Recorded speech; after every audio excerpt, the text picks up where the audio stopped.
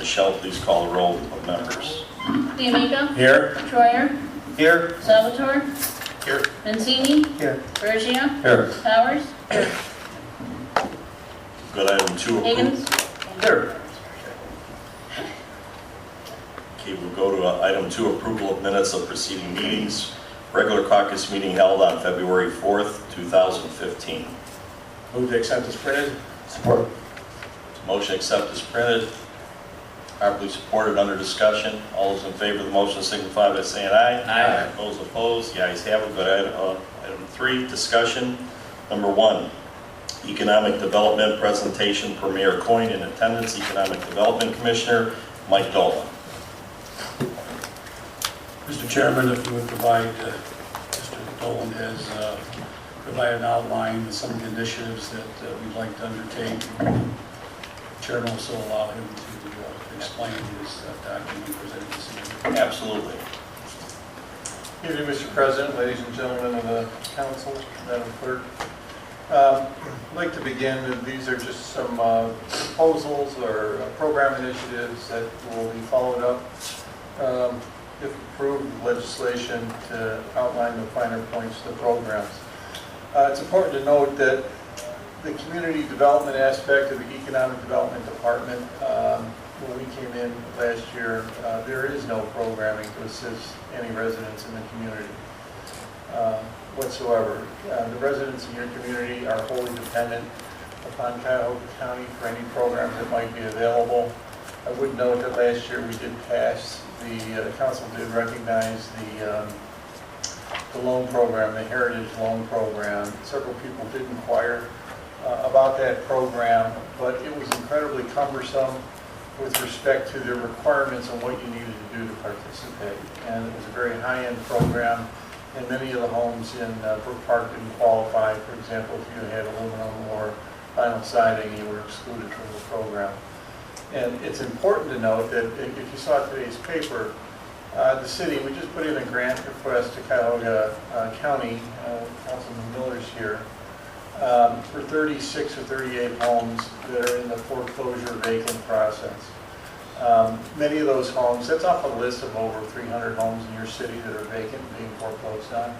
That's probably about 2% of your residential stock. It's not a huge number, and not all those homes on that vacant and foreclosed list will require demolition. But I guarantee you, just about every one of them will require some type of fix-up, some type of maintenance to bring them up to code. As you all know, if you leave a residential property or any property vacant for any length of time, it's not long before deferred maintenance kicks in and problems are exacerbated. The city has absolutely no programs in place at present to address any of those issues. And so we thought we'd start with a few programs that will allow us to work with current residents in their homes to improve their homes, improve their properties, and maintain your housing stock so that you don't get into that downward spiral any more than we are with respect to the homes that have been abandoned or vacated. So what happens is with the homes that are abandoned or foreclosed, if the owners and the banks look at the property and think that the cost of rehabilitation is in excess of the fair market value, it just never will be repaired. So I want you to think about that and have that in the background. I'm going to give you some programs for homeowners who aren't in distress. But as you go through your budget process, I'd submit to you that you ought to be considering those homes that have no homeowners and how they affect the property values around the neighborhood. We do have one property that we took on Holland Road. We took it in the land reutilization process. It went through tax foreclosure, and we ended up getting title to it. The building commissioner and I have been through the property. We're in the process of trying to figure out whether or not we can redeem the property through repair, which has its own set of luggage to go with it because it's now owned by the city, public bidding, et cetera, would have to kick in if we were making any repairs, or whether or not we can fashion a program that would assist first-time home buyers or other people to come into the city, and we would offer them some type of stability to help them get the money to rehabilitate the property and then occupy it I have several ideas on that, but they're not fully fleshed out, and I can talk to each one of you on an individual basis on how we can start to try and turn around these houses. It may be that many of these houses have to be demolished, and then the easy thing to do would be to tear them down and then sell the lots. I'm not quite sure in every circumstance it's the right thing to do, and whether or not we should try and fashion some remedy that would help to rehabilitate a house so it can be put back into productive service. That being said, the first program that we'd like to submit to the council is the Brook Park Home Maintenance Assistance Program. I had this very similar program when I was a councilman in the 21st Ward in the city of Cleveland. It was used to maintain the housing stock in the city. Many seniors are on fixed income, and they cannot afford to make the necessary home repairs that will preserve the housing stock's fair market value over the course of time. So what we fashioned was a program where we would do a 50-50 program up to a certain level, and we would look at all capital expenditures, furnace, roof, even to the point in some cases we did kitchens, because obviously the bathrooms, kitchens, roofs, mechanical systems are the things that maintain your home value. So we had a 50-50 program. If you were a senior or somebody, anybody really can participate in this, since this would be a general fund program. But if you'd like the city to assist, it's a 50-50 program. We'll go in and qualify you based upon the requirements of the program. It could be an income level requirement, it could be any other requirement, age requirements for seniors, disabled people, so on and so forth. To go in and fix your home, allow us, the city, to maintain its housing value, and we would take a lien out on the property for the value of the loan. You can pay the lien off in full, in part, or obviously if your property was sold, the lien would be called and paid, and the city would be made whole. That program was incredibly popular and successful in the 21st Ward, and just from the limited amount that I've been through the city of Brook Park, there appears to be an abundance of maintenance issues that residents could attend to with a program like this. The second program is a citywide sidewalk repair replacement program. Mr. Michael, if I may. Sure. This is just a description. We would have enabling legislation that council would have to enact to follow this, to set the parameters. So this is just discussing why we want to fund it, the outline of the program, and then we would have the legislation come forward for council to enact to enable us to administer the program. It would require an appropriation, and then the appropriation could be in the Economic Development Fund, and then each specific program could be broken out. Whether the council chooses a specific fund to be created or it could be earmarked out of that fund is something that is at the discretion of the council. Whatever would be easier would be my recommendation. But I do think you need a home maintenance program in this city. There's nothing to assist the residents, and it'd be great to assume that everybody has the means to manage their affairs and finance these things, but in many instances, home maintenance is the first thing that's deferred, especially with seniors and other households that have challenged incomes. The other program that was very successul and went a long way to maintaining the fair market value of housing in the city was a sidewalk 50-50 sidewalk replacement program. And the idea of this program is on a citywide contract. The sidewalks are assessed, and people who have the violations are notified, and if they want to participate underneath the citywide contract, it's a 50-50 rebate. The city pays obviously half the cost of the sidewalk replacement. The homeowner does the same. It's installed according to city standards, and if necessary, we can also lien the value of the improvements to them if they haven't paid us. Because it is a public improvement, it's accessible in any event, but it's a lot easier to do it on a 50-50 type basis. This program will be operated in conjunction with the Building and Housing Department as well as the Department of Finance, who receive all the funds.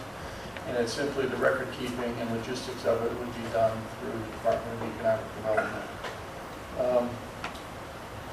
It's curb appeal, which is the basis of this program. And walkable, livable, rideable neighborhood is a neighborhood that holds its value. I think the first two programs will go a long way towards helping the residents maintain the value of your property in the city. Councilman Patton, the third program this year is something I know you're intimately familiar with. It's the Cross Connection Program. I know you went through the city and identified the houses with cross connections. It's a big issue with respect to sewer flooding. I'm not quite sure how many of the other council people here are as familiar as you are with respect to your time as service director.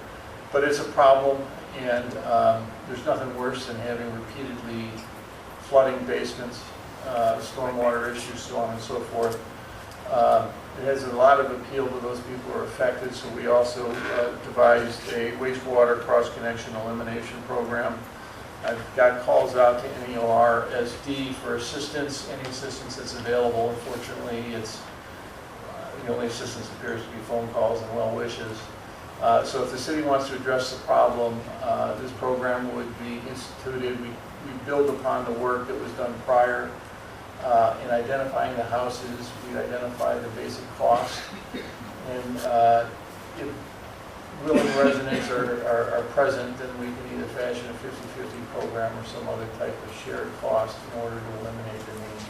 Again, it's going to maintain the housing stock value, and quite frankly, as a former councilman, there's nothing that's worse than dealing with a flooded basement constituent call. I know these houses in the city have been affected for a long time. One flood, you may get coverage on. After that, there is no insurance coverage, so you're basically making and it doesn't matter who owns it. If you're a subsequent buyer of a property that has flood damage, you're probably not going to get coverage on it either. So working to eliminate the cross connections in the problem areas of the city, where the drainage patterns are, go a long way to also maintaining your home values in the city. It probably doesn't have as dramatic an effect as a home maintenance program, and it certainly obviously doesn't have the curb appeal of the sidewalk program, but it is really probably one of the top 5 in maintaining the housing stock of the city. You got to remember that your city was built post-World War II. So you're getting to the point of aging infrastructure, aging houses. You did have the benefit of the sound insulation program to rebuild a lot of the housing, but there's a fair portion of the city that doesn't qualify for that, and there's a fair portion of the residents who are senior status on fixed income that probably could use a benefit or a program to assist them. The last program I'd like to think about, I haven't worked it out, would be the, go ahead, man. A couple comments. As all you know, all of you experienced, matter of fact, Dennis probably, when he was the council president, when he was service director, probably did the most extensive smoke testing of homes. And some of them are as simple as disconnecting the downspouts, other ones might have to be excavated. But this solves a couple of different problems for us. Number one, the resident will know what their problem is and what the remedy is, and then there's a great deal of argument. He brought up, we were post-World War II, there were 6,000 homes built here in about 7 summers, and there wasn't a lot of inspection, so there was a great deal of argument as who's responsible, whether the city was, who had no inspection capabilities, or the homeowner. And I think this, us participating with the homeowner to relieve them of this problem, I think it's important. And also, again, with limited crews that we have, and we're starting to do this with other issues, that when we find a problem and we have the remedy for you to correct it, and you don't correct it, then we're not sending crews out there anymore. You know, we've been to some houses 40-some times, 50-some times. We tell them what a remedy is. Here we're going to be able to help folks with that remedy, and then therefore not have our crews out there responding to these complaints that should be corrected. This is a conclusion. In your package is the Cleveland.com story that gives you the outline of who applied for what on that county grant. Berea had 300,000, Brook Park had 380,000, and Middleburg Heights had a 125,000 request for demolition funds to tear down structures. Middleburg being the newest of the communities, or the youngest of the communities, I was still a bit surprised by their number, but I thought that, that's the three-city group you have, Berea, Brook Park, and Middleburg. And obviously there is strain on the community as a result of the economic downturn in 2008 and the mortgage crisis. If you don't address these problems, they do nothing but get worse. And if you just assume that the banks are going to take care of it, or whoever is the foreclosing agent, I don't think that's a safe assumption for your community. It certainly hasn't panned out in the past where the banks have been so responsible that they come in and maintain their property in a responsible way.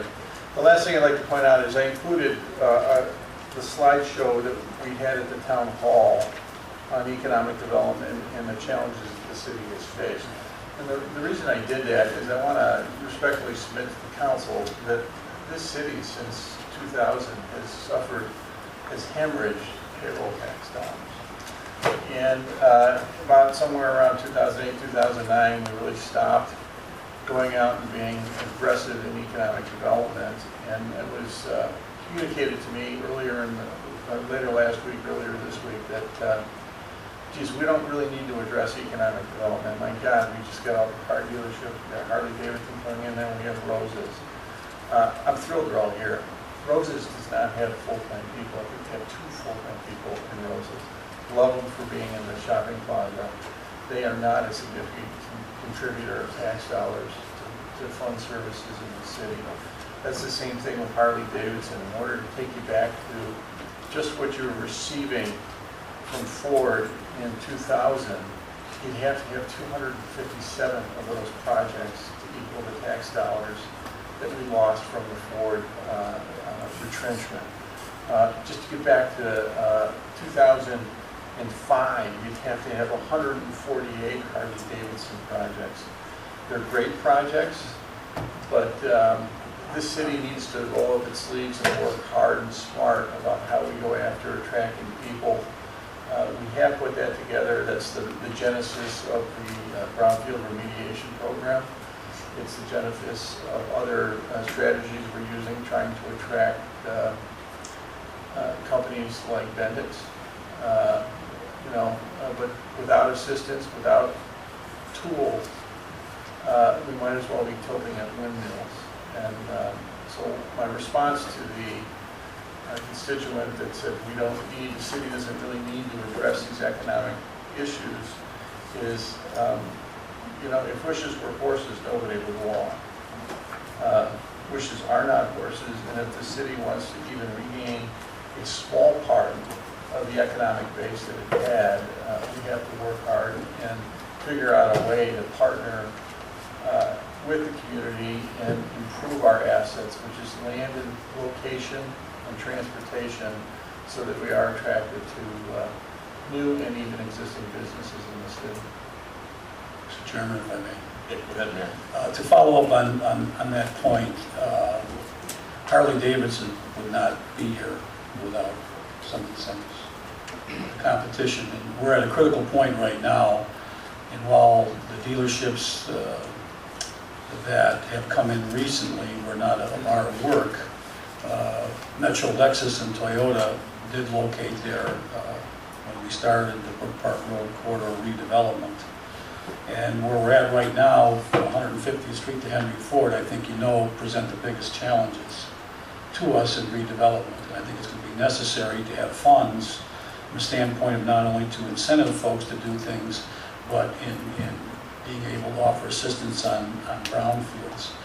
We're going to be meeting with the Vice President of Operations from Ford Motor Company on Friday morning, and that we face a dilemma there that we have interested parties who would like to come to that property, and their interest is they're not sure what they want to do with it. Well, we can't continue to sit and wait for that decision to come. We would love to see a new aluminum foundry there that's producing castings for engines that they're going to build, but we don't know if that's a reality. One final thing that Mike did skip over here was a senior service assistance grant that we're proposing to be done. I'm not sure we want to work on legislation with council whether we should contract out collect the numbers and contract out for that, or give those qualifying seniors a voucher to pay for that. That's one of the things we have to talk about, because we're not going to have the manpower to do the program and to do it as expeditiously as they would like. Now, some of the contractors that are doing some, none of them have a great majority, but they've been taxed with demands that were pretty tough. So again, all of these things that we're proposing, we'll have legislation where we'll talk about how we're going to formulate these programs, but these are all issues that have to be addressed. And as I said, and I've been consistently saying, we have to change the way we deliver services, not stop delivering them, but we have to find a different way that makes more economic sense for us. And I think all of these programs, many members of council have talked to me about. And in this case, I think this is the right way to fund them, and we would hope that that council would agree with us, provide for these in the budget, and then we work out the legislation as to how we're going to deliver this assistance to our people. Thank you. Mr. President, thank you, Mr. Mayor. Last thing I wanted to talk about was the Sound Insulation Program Fund. That was basically created for the railroad quiet zones, and there was some conversation in the last meeting as to whether or not that money should stay there. We have basically completed, and the council should know that all the quiet zones that can be established in the city have been established, with the exception of the triple track on Sheldon Road for the Norfolk Southern crossing. The 130th Street crossing of the CSX on the east end, and I think that's like Hummel, which is straight down from there. They're too close together. They don't meet the federal guidelines as to where you can have a quiet zone. It has to, the street crossings have to be a half mile or more apart. And those two crossings down there at 130th Street, and then the one at Hummel, and I guess it's just on Hummel, they don't make it. So while you get the quiet zone up on this end here at Holland, you can't have it down on the east end, and that would hold true whether or not the city of Parma agreed to establish a quiet zone on 130th Street crossing anyway. It's a shared street, and you'd have to have joint cooperation. The cost of implementing a quiet zone on a major street like that, with all the bells and whistles and the safety criteria, is not inexpensive. The same criteria would be applied to the Holland Road crossing on Sheldon. It would be incredibly expensive to do that, and you don't have the same issue with closeness with respect to Eastland. I'd submit to you that I'm not sure that I would recommend that a quiet zone exist in the industrial sector, especially when you see the people who are flying in and out of there when the gates are coming down. It's just not safe. And I don't know what the response would be from PUCO or the railroads, but outside of that crossing at that end, all the crossings that can be made quiet have been made quiet, and the CSX Holland crossing will go quiet on April 15 when we put up the no train horn signs. Everybody's been notified, there's been no objections. So that's it on that fund. Now the other thing is to Councilman D'Amico, I sent you back on January 14th a brief summary for your newsletter on other activities that we've been working on. Did you share that with the council? No. All right, well, I don't want to belabor the point. I will send it out. It goes through other smaller projects. I gave them a recap on Mozilla. I gave them a recap on Parcel Q over there in aerospace. It's under appeal with the US EPA to get the wetlands designation removed. As with any litigation, I can't tell you the likelihood of success on that, because I'm biased. But we're also working with Gazella to look at the other 35 acres where the apartments were torn down as part of the sound insulation, to see if we can't do some type of joint development with the city of Cleveland with access out into aerospace to relocate that. And both of those sites are also sites that I've suggested to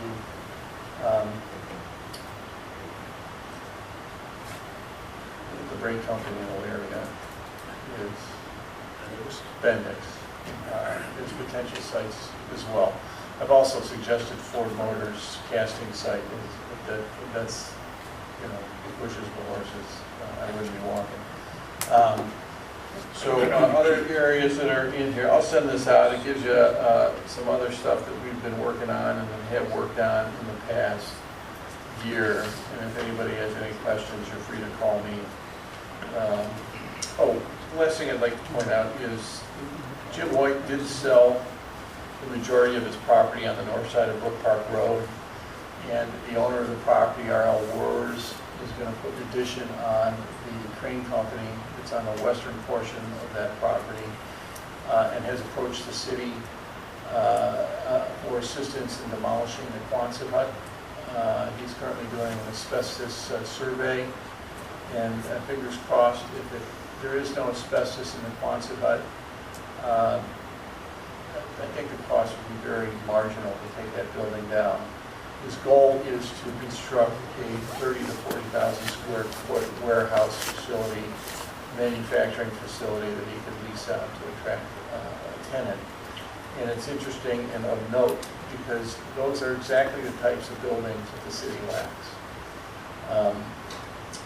So as far as economic development goes, site acquisition and being able to prepare the site for that type of activity or having those types of facilities, the land to build those facilities is critical to attracting smaller advanced manufacturing tenants. You're not going to find the 100,000 square foot people with great regularity, but the middle market guys are out there and will come if we have sites. So site control is the key on future development. Any questions? Councilman D'Amico. Thank you, Mr. Chairman. Mike, thanks for giving this presentation. It's a couple of things, the housing, sidewalks, cross connections. We've been talking about those on council along with the mayor to bring some good programs forward, and I'm glad you brought that analyzation up to support that and discuss that and explain to council. Appreciate that. One question about the sound insulation. You've gotten that, you described it, I understand it, but I just want you to explain it if you would, if you have the information available here. We went to Boston quite a long time ago, 10 years ago or so, and we were part of NOISE back then, NOISE. And what happened was we took a look at the different things with the airports, came about with the decibel ratings, the target zones and all that. Is it understood that the sound insulation program money is like you just described it, and only for that and not for anything with that because they're lying out of the target zone right now? From the president, the chair of the councilman, there's two different funds. The fund that I was talking about was the railroad sound insulation fund. You're talking about airport noise insulation. That's generally funded from PSC, passenger facility charges that are charged by the airport. And what's happened since 97 is the federal requirements for noise emissions on aircraft have taken hold, and now they're well past the application of what they call the Stage 3 requirements, which reduce the noise level of all jets, including the cargo and the tourist jets, you know, like Frontiers that are flying to Mandalay Bay or JetBlue. Charter. So that once you get beyond the Stage 3 requirements or implement them, the noise reduction on the jets from a 1997 standard is probably an 80% reduction in the emissions. How that plays out is when Cleveland Hopkins International Airport goes out into the community and they have the noise monitors out there that are recording things, it dramatically shrinks the footprint. And to the extent that the city of Brook Park and even the city of Cleveland and Olmsted and Olmsted Falls are eligible to receive federal sound insulation funds, it's going to be dependent upon that footprint, which is far smaller today than it was at any time in the past, simply because the technology has gotten greater and it's a federal requirement that they can't exceed certain emission standards. The areas in the runway protection zones and the approaches and basically, at the airport, you have your, I can't remember the number of the runway, the east-west on the north end, That flies over the 480 corridor and the industrial corridor of the city, so it's going to have a marginal impact. The houses that are down by the cemetery are too far away. The planes will be far too high before they begin to descend. So I would be incredibly surprised if any homes in that area were covered by federal airport noise standard. On the northeast to the southwest approaches, I believe, and I may be wrong, but I would assume that all the houses on the southwest side of the city have already been in the program, earlier phases of the program, and that the current footprint would not extend those boundaries. So the only other thing that you have left in the sound insulation that I think that may become applicable would be the phase 2 of the settlement agreement from 2001.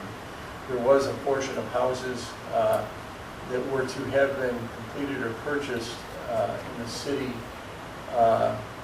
but they were, by agreement of the previous administration, deferred from phase 1 into phase 2, and are now considered to be part of the phase 2 airport sound insulation, the purchase type program. Whether or not Cleveland Hopkins International Airport will embark upon a phase 2 buyout is, quite frankly, I think it's remote. I think not only has the noise levels gone down substantially because of technological advancement, but I think the loss of air traffic at Hopkins as a result of United and other carriers has been so substantial that they don't have the resources. Okay, so the question being still is the money that's in the sound insulation program, can it be used to help those homes on that end of town by the airport? Those were for purchase, so quite frankly, there's not enough money there. Okay, so I want to know. Thank you. Councilman Salvatore. Thank you, Mr. Chairman. Mr. Echoed, following up on what Councilman D'Amico has said, that we have been talking about some of these programs for some time, and all of them I think are equally as important, but the one I'd like to get a couple of questions answered on is the demolition money that you're talking about. I think Brook Park is looking to apply for what, $380,000 grant. Can that money be used for anything other than demolition? Can we use it for acquisition? We have Dale Miller, maybe we can make an amendment. Technically, no, but I would hope the council of Cuyahoga County would be willing to listen to all reasonable requests. I look at some of these other requests, and Maple Heights looking for $900,000, Garfield $950. I think they need that much because they waited too long. I don't think we're in that position yet, but I think if we move forward and start acquiring some of these foreclosed properties that are able to be rehabbed and rebuilt to the maximum, to where everything's brand new in them, we can obtain top dollar for them and put some of our younger citizens in them. Councilman, I agree with you. Just as an aside, I went to have my eyes checked a couple months ago, and it turned out that the young lady who was giving me the eye exam at the clinic eye place was a Brook Park resident, young lady. She's pregnant. Her boyfriend, fiance, whatever he was, worked at Mark's, was working on a degree at Cleveland State University at night school. Nice kid, really nice young lady. They were living in their in-laws' basement. And I thought, oh, you poor thing. But she was a trooper, and I said, what are you doing? She said, well, we're saving up our money to buy a house. I said, where do you want to buy? And she said, I want to buy in Brook Park. I said, why do you want to buy in Brook Park? She said, I was raised in Brook Park, and I like Brook Park. And I said, how long have you been working on it? She said, oh, about 3 years. And now she has a child. So you had the child and the cost of a child in that equation. I feel for her. She's a good kid, nice young lady. And I immediately thought of the house on Hummel Road and said, why don't we have a program for young people who want to start a home? And instead of them having to come up with $100,000 and $150,000 for a mortgage, what if they were able to come up with $50,000 on a mortgage if the city somehow, gave them some security on the property so they got it fixed up, they can move into a nice Brook Park home for $50,000. We get a new tenant, new resident, the property's returned to productive status, and we haven't torn something down. We've rebuilt it and are reusing it, and who knows, in 5 years, maybe they grow and move on to another property, but now you still have a good property in the city. My fear with the number of houses that the city looks at is if they're all left to deteriorate and you tear them down, you drive down the street and you can tell where a house was. It makes your community look distressed. And enticing builders to come in an inner ring suburb and hey, put up a new house is challenging. I've had several conversations with on the lot at Sheldon and Christine with people trying to get them to come in and even offering, say, hey, if you want to do a market rate house on here for, say, senior cluster home, slab on grade, 2 bedrooms with a den, kitchen, something nice that looks good in the community, would you be willing to do it? And they're reluctant because it's an inner ring suburb. To me, that means that there has to be some type of assistance or incentive to come in. And, so I'm not quite sure tearing everything down and having lots is that people are having, the neighbors will say, yeah, I'll expand my yard. I'm not quite sure that helps the city to the maximum extent possible. So I guess that's a long way of saying the council and the city has to be creative in how you approach these situations. And I think whatever the city can do, whatever incentive the city can offer to prevent them from going there in the first place, and then when they get to the point where they have to be taken down, that there's some type of incentive for people to come in and rebuild. And I don't think that incentive has to be huge. Well, when you start tearing too many houses, then you also have a negative impact on our schools and other tax situations too. It just, the problem multiplies. Okay, well, thank you, Mr. Chairman. Thank you, Michael. Councilman Mancini. Thank you, Mr. Chairman. Mike, yeah, good presentation. I have a few questions. We'll be here for a little bit here. But first off, when I did walk, the homes were the big issue. More than anything, yeah, the rec came later, streets came later, and I'm going to get to that, but the homes were the big issue. But most of the homes that I did see that I thought were the best homes were seniors. If there was a problem with the seniors, maybe a widow, things of that sort, where they struggle a little bit. That's why I really, really do like that senior service assistant grant. I know I read that article about Mayor Polensek. He had problems past, but he's been a good mayor for 20 years. They asked his administrative assistant, well, how did you guys come back? And he said 4 things. He said streets, sidewalks, inspections, and homes. And I believe that's where we got to go. As you talked about this, you said in the 21st Ward that you had really good success with this. What was good success? 4 out of 10 homes, 7 out of 10? Oh, no. I program as a councilman, I probably had $200,000 a year in the home maintenance assistance program. I was in the enviable position where I controlled my own block grant funds. So part of that, I trade, but a lot of that went into my home maintenance assistance program. It had federal requirements that were attached to it because it was federal money. But I probably did 30, 40, maybe more homes a year, and it was anything from if you needed help with the sewer line because you had a collapse in your line from the street, you couldn't afford it. If you had a kitchen that was outdated, what we looked at was going in and what was your ability, and did the project assist in maintaining the fair market value of the home. And the people who took advantage of it mostly were just that. They were pensioners who lacked the cash flow to implement a repair. A roof, for example, was a huge expenditure to a senior citizen.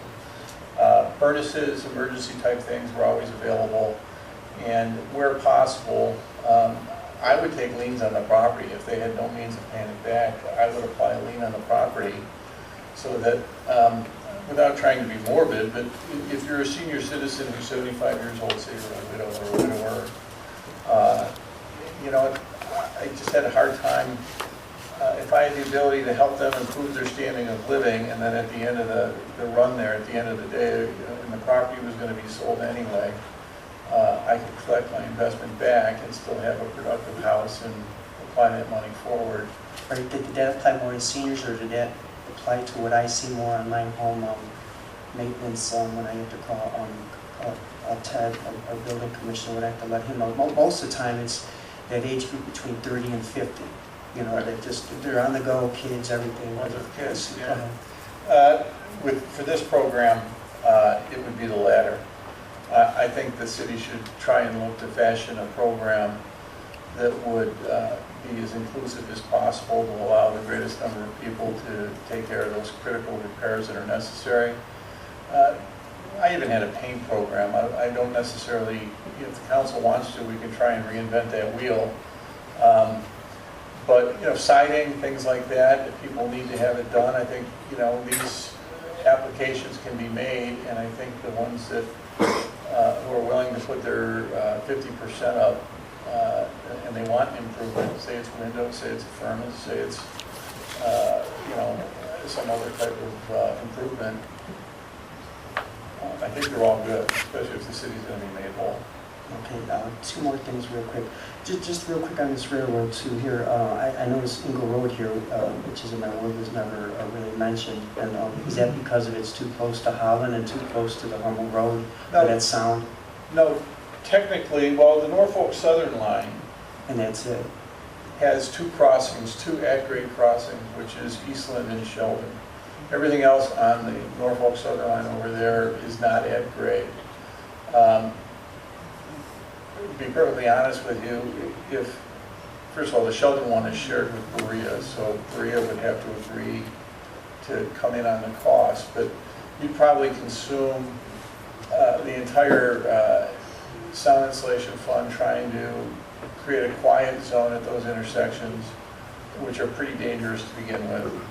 And the marginal effect, they'd have a marginal effect. They are just a little bit over a half mile apart, but I don't think that, once you got through that Eastland Road crossing, you could blow your horn coming down there. I mean, I hear them all the time on my side, and there isn't any crossing outside of Brook Park all the way down to Cleveland, and they blow those horns right down the line. So to spend that kind of money, I think you're going to have a diminishing return over there. Okay, one more thing, because you did bring it up. You said we have to work hard and smart, and results matter. I think to the average resident, I think that's very important.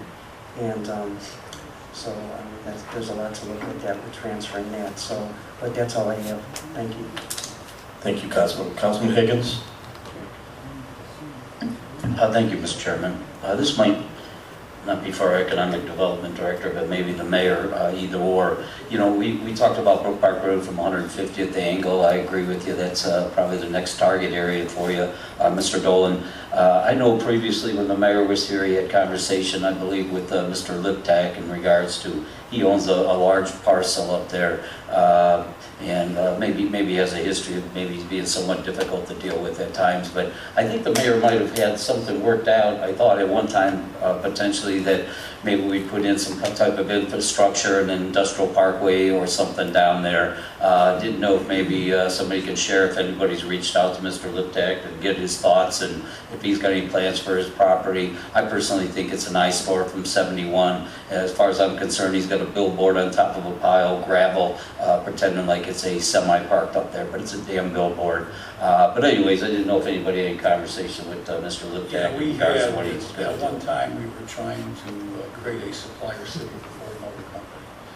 And actually, council approved the preliminary expenditure as I think about $1.5 million to build a roadway through his property from Hummel to Brook Park Road. And redevelop those parcels there, and he rejected that. We also tried to work with him, and we brought Cardinal Ford here on helping us, because he owned the Cardinal Ford property, which is what the most amazing move that he's made since I've known him is selling that property to Harley Davidson. So his son is taking more of an active role in some of the operatives there. So, but Brian and I would agree. I think Nowak cited that many years as the worst site along the interstate in Ohio.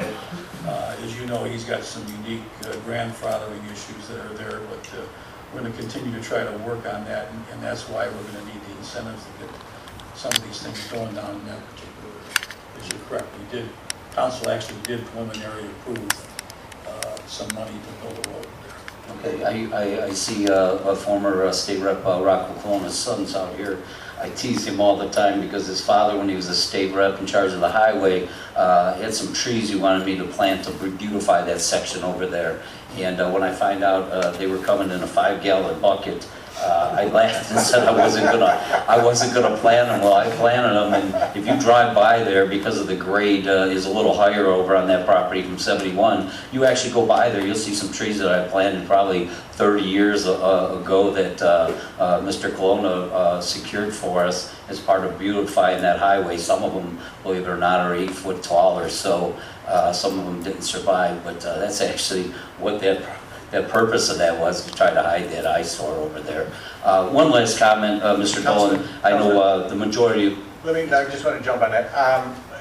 As a follow-up to Mr. Liptak, I actually had an occasion to go over and speak with him, and Steve Geisler, I think, is his manager over there. Interesting guy, fun guy.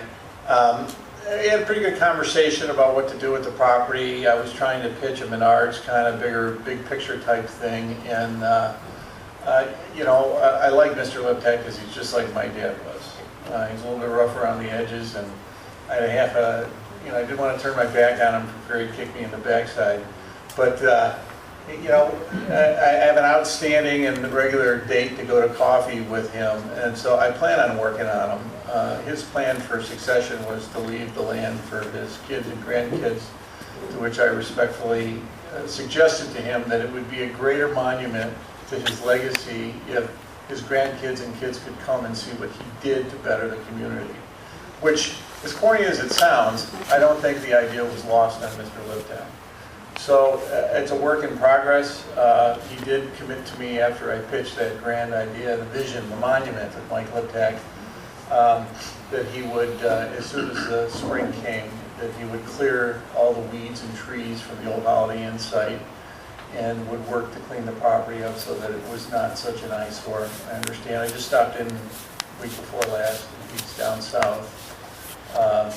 But I really hope that we can establish something, and if we get a good project over there, that he might consider doing something else. I mean, if it's leaving his kids money, he's done a lot of that. Well, there's no question he has money. A lot of people don't realize how big of a property he actually controls up on that. He controls all section. of it. Well, sure. A lot All of the way people don't back. remember the bowling alley that used to be up there too. He So- bought that bowling alley and tore it down. So he's got a huge piece of property there, but it's not helping us none just sitting No, here. he just needs to achieve his results a different way. You can help him along, Mr. We can Cole. convince him. It's a sales job, really. Okay, great. Last but not least, I want to thank my colleagues. I know the last week the majority of council members have been working on the budget. Thank Mr. Dolan for taking our calls, and the finance department also, and putting together your presentation, which includes a lot of the information that the majority of us council members were discussing during the last week. So thank you both for that. Well, Councilman Burgio. Thank you, Mr. Chairman. Mike, just a little clarification on the quiet zones.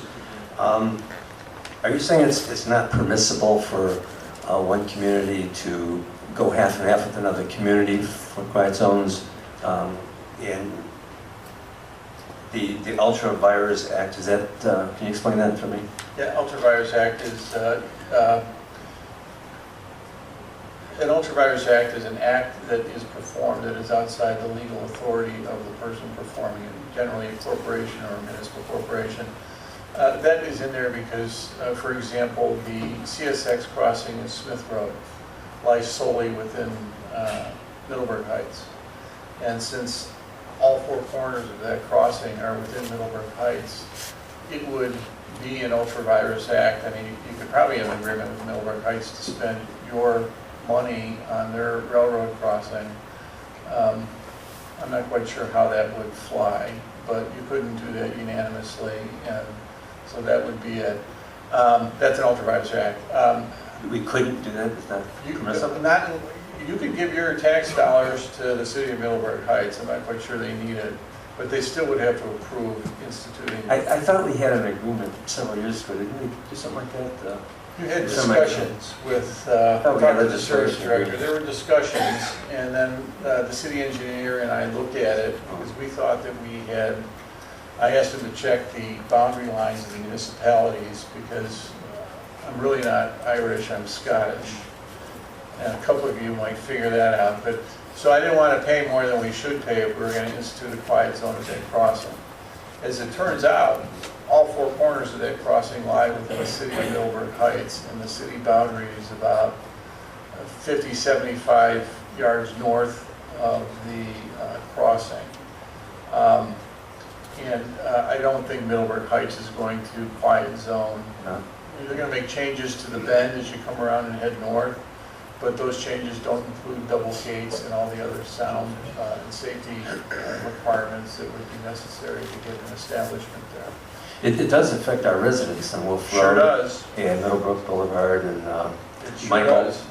It's because they're going to be blowing their horns right behind our properties, and that's why I think we had an interest in doing that with them. I agree. I think Middleburg Heights' interest in reducing the sound for the residents of Brook Park is probably a little bit less than your interest.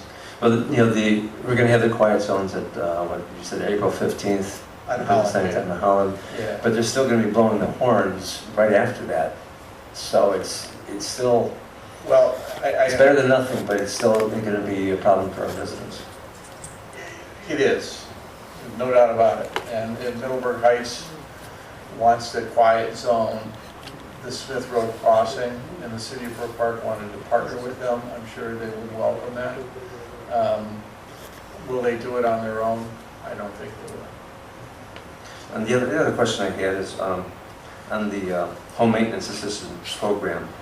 How much of a help would this be for residents? Is this for people who cannot get a loan? Because interest rates are at an all-time low right now, so I'm not sure how helpful that really is. From the chair of the council, the parameters would be free for the council to establish with the administration. The goal is to maintain the housing stock. So it might just fall that is the seniors who are on pensions and things like that. And it may sound like, I had a lot of experience with seniors who they own their home. They still couldn't qualify for a loan because they didn't have the income. So if you have a restricted income and you want to put in a furnace or you want to update your kitchen that is too old, or you want to put a new roof on it, they couldn't get the loans to do it. So I think that's probably what you'd be seeing. We could build into the program a requirement that they first seek commercial financing since the rates are low. But if it has been refused and they need a roof, the end result of ignoring the problem is not good for them or the city. So there are some people that probably would be able to help them. Yes. Okay. Mr. Chairman, if Go I ahead. to answer the councilman's question, Go ahead, Mayor. we would be a little bit more liberal than the banks that cannot fail. I think some of the reasons that people can't improve their properties is because of issues that came about over no fault of their own. There are these credit scores that they make that are so important. So again, it's how we write the program. I think as Mike said, what is our end result? We're protecting ourselves with a lien. So for whatever reason they can't pay it, once the property is sold or auctioned or whatever, we'd be there to be able to get our money back. The bottom line is that, it's like everybody else in the neighborhoods here, we have folks that I think for the most part would like to do something. Some of them just don't care, I suppose. But most of them that I've seen, how am I going to get some help? And we saw through the loan program that the council did implement, most of them didn't fit between the cracks there to get the money that they need. So we need to create some cracks so that we can get some help. So again, I guess to say, Carl, we can fashion it to get the end results we want. Councilman Schreier. Thank you, Mr. Chairman. Mr. Dolan, I want to get back to quiet zones and Sheldon Road and Eastland. You're saying, what did you say about the Eastland? You can't do that? What's the problem with No, you Eastland? can do it. The cost of putting in the safety apparatus and improving the intersections would basically, at those two, at Sheldon on the NS and at Eastland on the NS, would basically consume your entire fund and it will have marginal value. Okay, I got to tell you, I constantly get complaints about the train noise. I get complaints about train noise all the way on the Sheldon on the west end. they can hear it over there. So I'm saying it's marginal. I would not agree with you on that. And also, I actually getting complaints on Cedar Point about plane noise. So, and I've got that since the summer. So, you know, and we're talking about the Smith Road also, that being in Middleburg, and maybe needing an incentive to, fire truck comes to mind, by the way, but needing an incentive to help, to get them to do that, or maybe help with the money. I gotta tell you, I'm not for taking this out of the sound insulation fund. I think it should be there, and it's there for a purpose, and I think the residents need to have it used for that. And I know Ward 1, and I know some of the other wards have noise problems with these trains, and I don't think it's right to take it out of there. And on the other note, the tearing down houses, I talked to an expert, one of the foremost experts on this a couple weeks ago, and he imparted to me that it's not a good idea to be tearing down houses needlessly in Brook Park, which means, and I've always said this, we tear down a house, it should be very bad, like bad foundation, falling in, that kind of thing, where it's basically non-repairable. Other than that, I would never support tearing down a house to leave an empty lot where it hurts the schools, okay, as far as property tax, hurts us a little bit because we don't get that much of property tax, but then you're talking about the occupants who pay income tax. So an empty lot does not pay property tax or income tax, so it hurts our bottom line. So I'd always be against just tearing down houses because, you know, it gets rid of them quickly. I would be for something, using funds from somewhere else to acquire these houses and fix them up while we watch them. Meaning if we were to fix them up, acquire them and have our crews where we can control it and control the quality of work and turn these around and basically get our money back. We have to be assured that we can get our money back. There's no absolute assurance for that, I know, but you can be, if you do things right, you know what the quality you're putting in, you know what the value of a house when it's fixed up is. I think we should look into doing something like that, because basically, if we do it right, eventually we're getting our money back, we're increasing the values of our properties, and it's a win-win. That's what I'd like to look at. Go ahead, Mayor. Thank you. First of all, I live there. I haven't heard any planes in the Cedar Point Road area that I'm aware of. And there are two different issues. The sound insulation for the railroads, I believe there's still close to $500,000 that's left there will be sufficient. I think what Mike is saying is it would probably take $1.5 million to do a quiet zone at Eastland and 237. If we're going to do that, we might as well put another couple $1 million in and build a grade separation, which would really help us. All right, there's a lot of reasons why we have these problems, because train traffic was diverted out of the city of Lakewood into our town, which is dissected in two areas. We'll always work with other cities to try to mitigate this. As a matter of fact, I don't know if Dennis Patton might even been in Washington when Dennis Hastronet was the speaker, and we came to testify there about this noise. And he didn't think that was a real big problem, what we were complaining about. And he went back to his district and found out from his residents what the situation was that have to be addressed. And the point I'm making to you is there's sufficient money in there, I believe, to address any future problems that we have. Unfortunately, these are not things that the Congress has seen fit, or the regulating agency to expedite to get done. I mean, most of these quiet zone measures were undertaken 12 years ago when I was mayor, because that's how we got the money, including to build the grade separation on Snow Road. So I think it's a prudent use of this fund for this thing, because it's a great need to our neighborhood. I am not aware of any house that we have torn down that shouldn't have been torn down. I think if you talk to the folks on Muskingum, particularly the folks on the house that was taken down on Michael, I've never seen residents come out and be so happy and cheer. The house in your ward at Christine and Sheldon, every day I would drive by there. I don't know how someone was not hurt in that house, with all the kids that are in that area, with all the rental properties in that area, that's some adjacent to a playground. So I think in each one of those instances, they were wise moves to demolish the homes. And finally, it is the striking purpose of this to get these matters corrected before those problems arise. And that's why we made this suggestion. Again, council can fashion by legislation the form of those programs as to how they want to address the issues in the neighborhood. Do you want the floor again? Sure. Thank you, Mr. Chairman. I think I heard a couple different things there. I heard that doing one quiet zone would use up all the money, doing the Eastland would use up all the money, but then you said there'd be plenty of money left to do quiet zones. That's not what I said. What I said is, there's about $500,000 left in that fund. What I said was, and what Mr. Dolan said was, just to do the Eastland Road, you would you would expend all the money in that fund and probably then some to do a quiet zone at Eastland Road.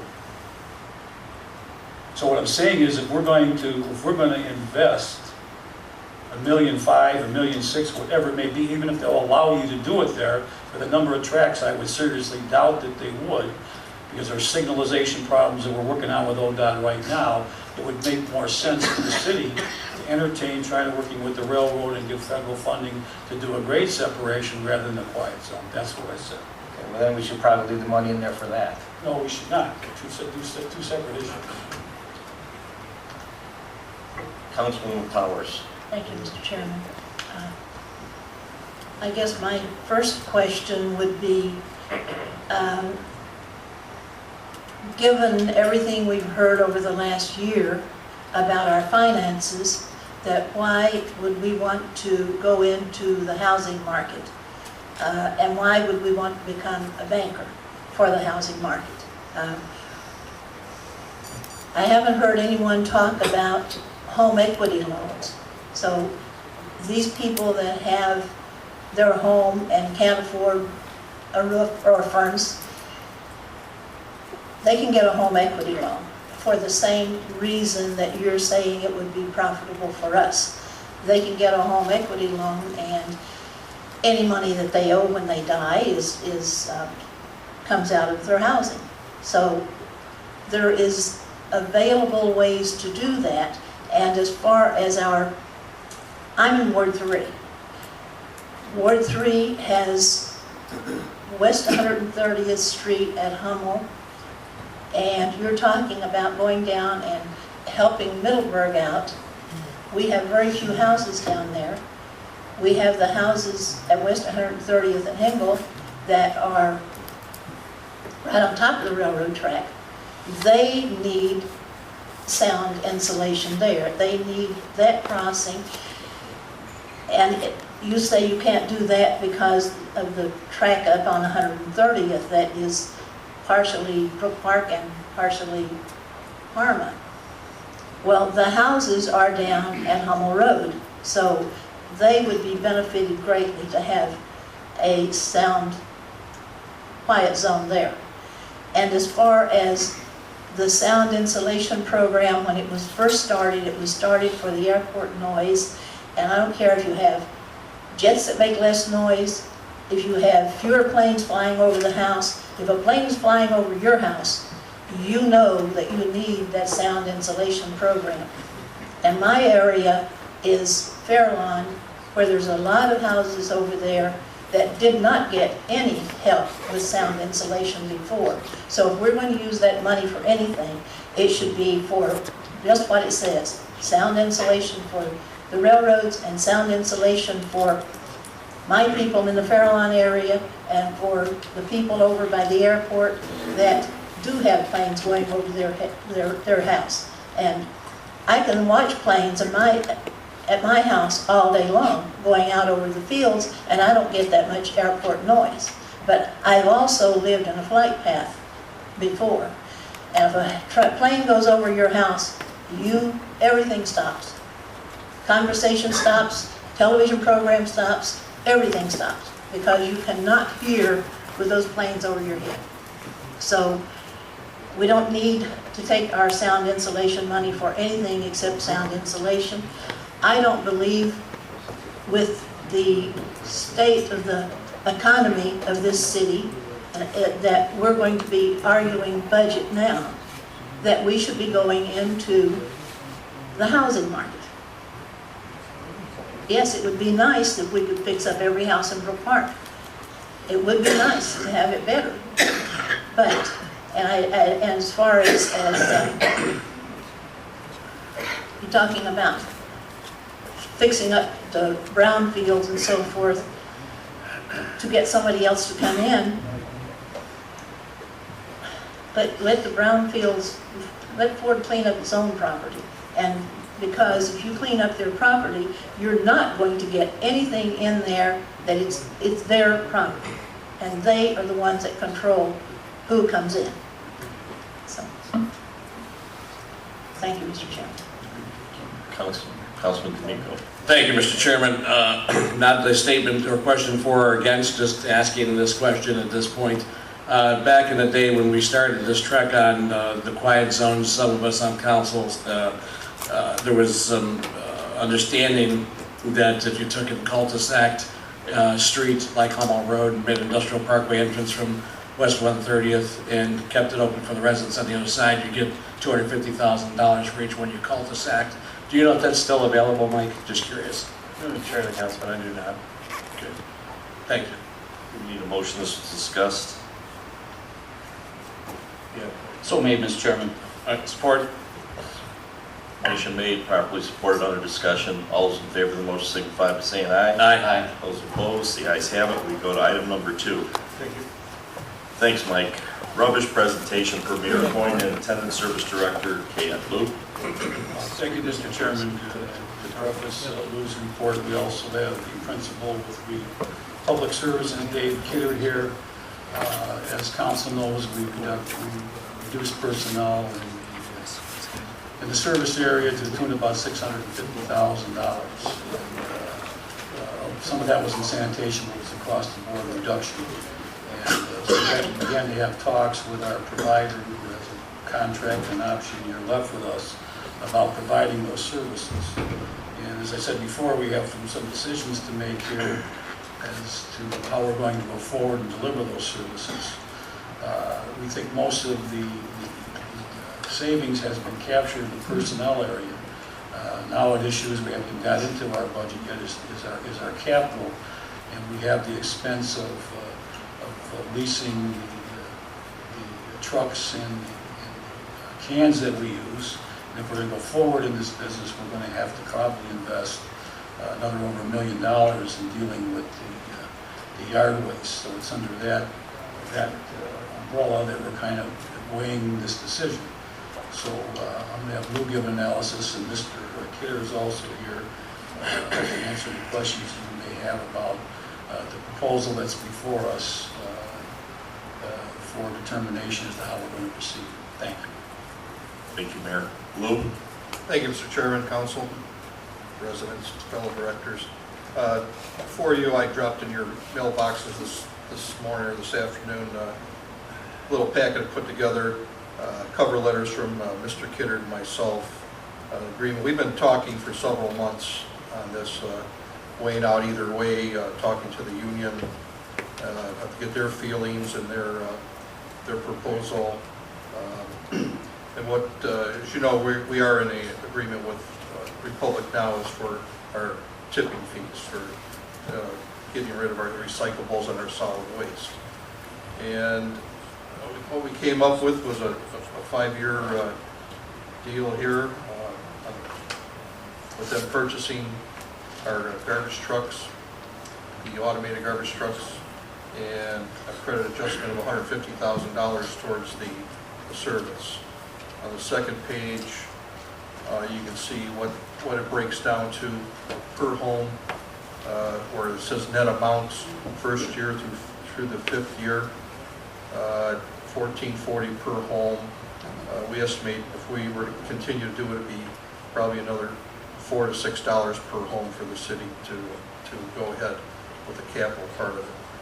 On the third page, you can see the top part is still the same as the second page. The lower part is the deals that Republic is in with our neighboring communities here. The difference in the bottom line of the price is the trucks that we have are right-hand driven only. So there is a transfer fee cost to transfer the waste from Strongsville to the dump, where the trucks with the left-hand driving, because of their safety requirements with their company, would not permit their drivers to drive on the right side of the vehicle. On the next page, the equity buyout.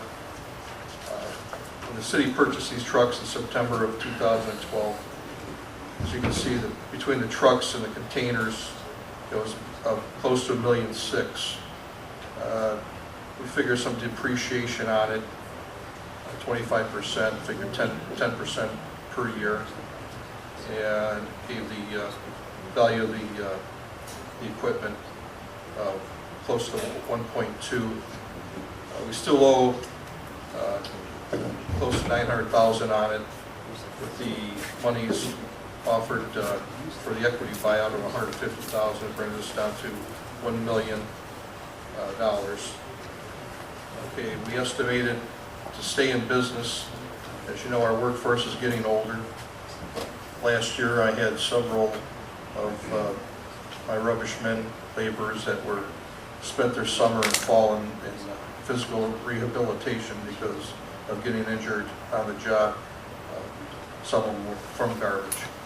So if we were to buy a couple more trucks and another round of cans for the homes, we're looking at $1.8 million in future capital costs. The next page, you can see that's the lease agreement buyout, and what we owe on the lease. This was given to me by our finance director. And that's where we're at. Anybody have any questions?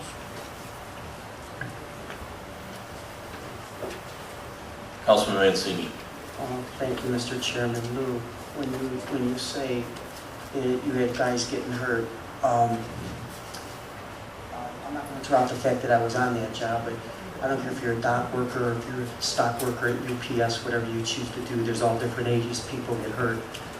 I think our guys do a great job, and I see the numbers here, and I'll definitely take a look at them, but I like the job that our guys do, and I think a lot of residents do too. That's my feeling, and I definitely want to express that, but I'll definitely look at the numbers here, and we'll see where we go from here. That's all I have, Mr. Chairman. If I may, Mr. Chairman. Go ahead, Mayor. No one's questioning the ability of our guys to do a job. Here's a decision that you have to make. Okay? Are you going to, when we made a decision to get in this business when most cities were getting out of it. And I have to believe there's good reason why that was occurring. We were always different. I beg your pardon? We were always different. We were always better. We Do were I always Yeah, good. let the mayor have the floor. I have the floor. Okay, we were always different because we had resources to be different. That what doesn't mean was right. So what I'm saying to you, the decision we have to make is if we're going to stay in this business, number one, we're not increasing personnel down there. So if you look at the total proposal, the saving is substantial on the capital end. So if we pick up garbage, we're going to have to buy more automated trucks and containers to take care of the yard waste. You can see what that, so we'll be in this business for a decade to pay out these leases, because by the time the 7-year lease is on the trucks that we're going to need for the yard waste, you're going to be needing new trucks for the ones to replace you have right now. And under this proposal, you would have folks that would be able to clean your sewers, maintain your streets, and fix your potholes.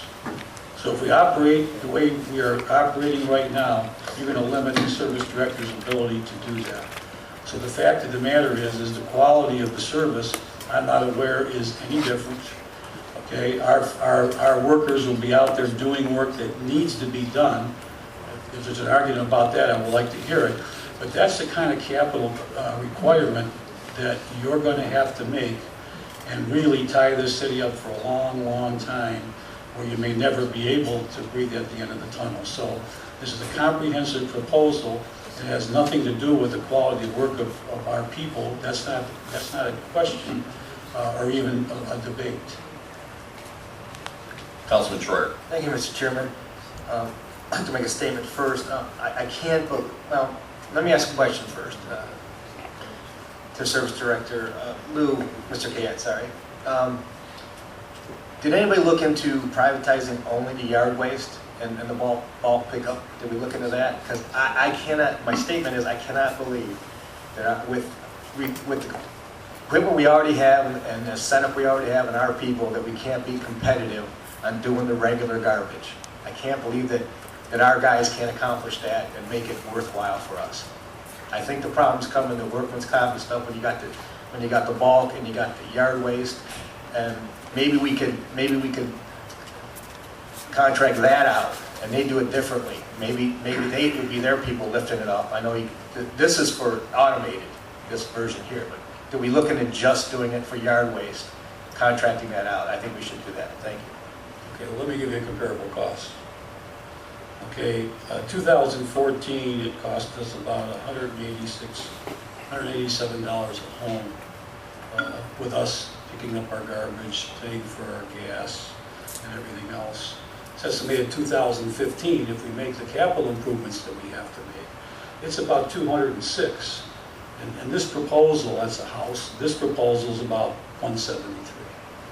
Okay, you have to remember that it'd certainly be cheaper if you didn't have the issues with the trucks and the cans to deal with.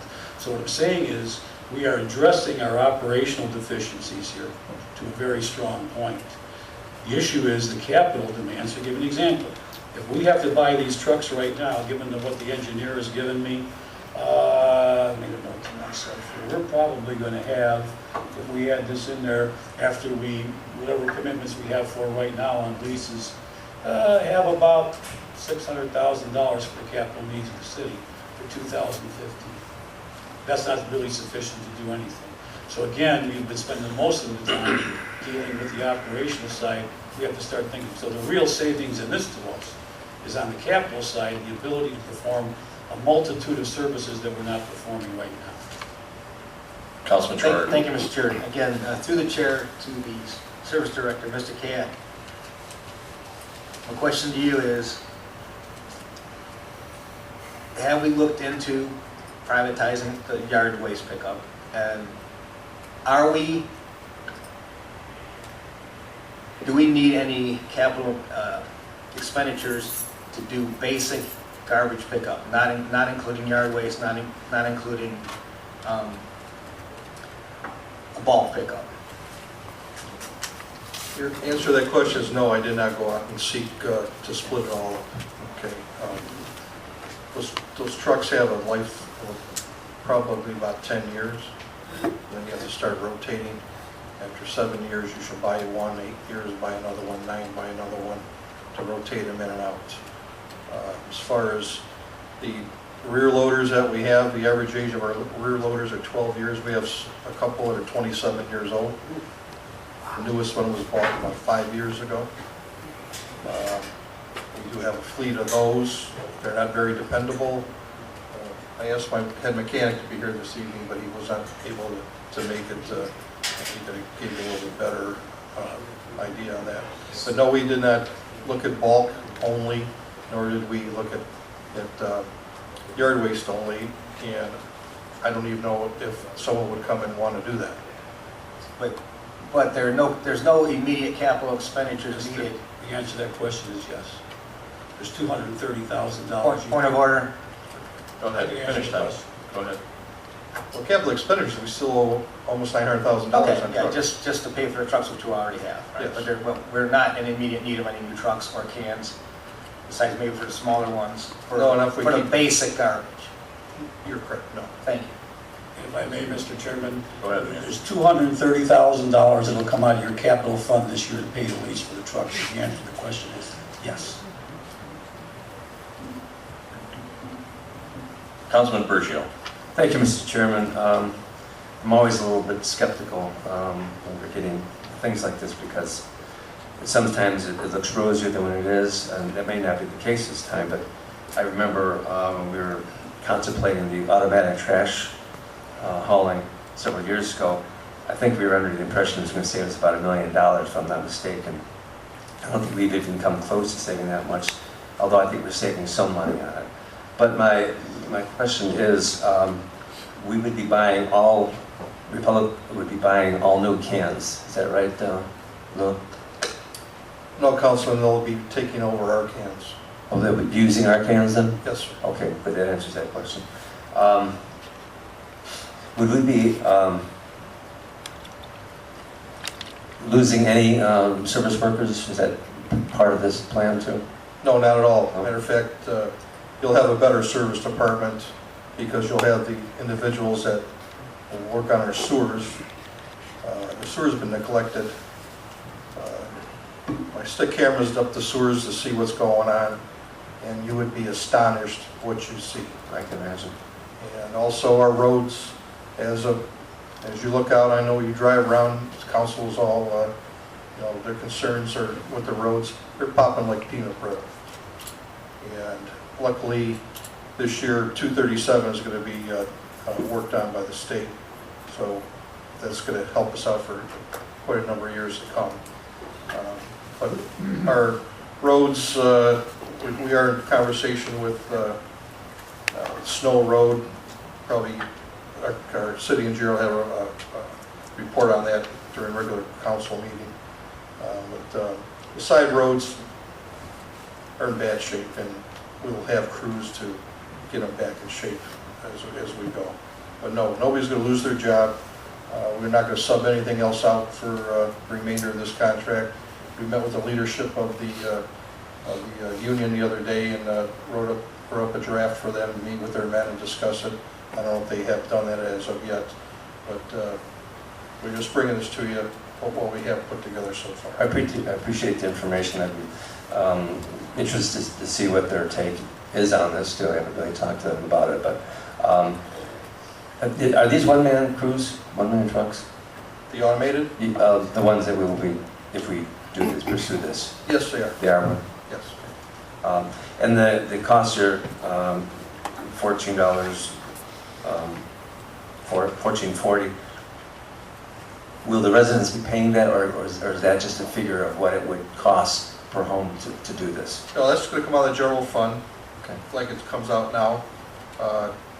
The agreement with the provider is one bulk pickup a month, where we have two now,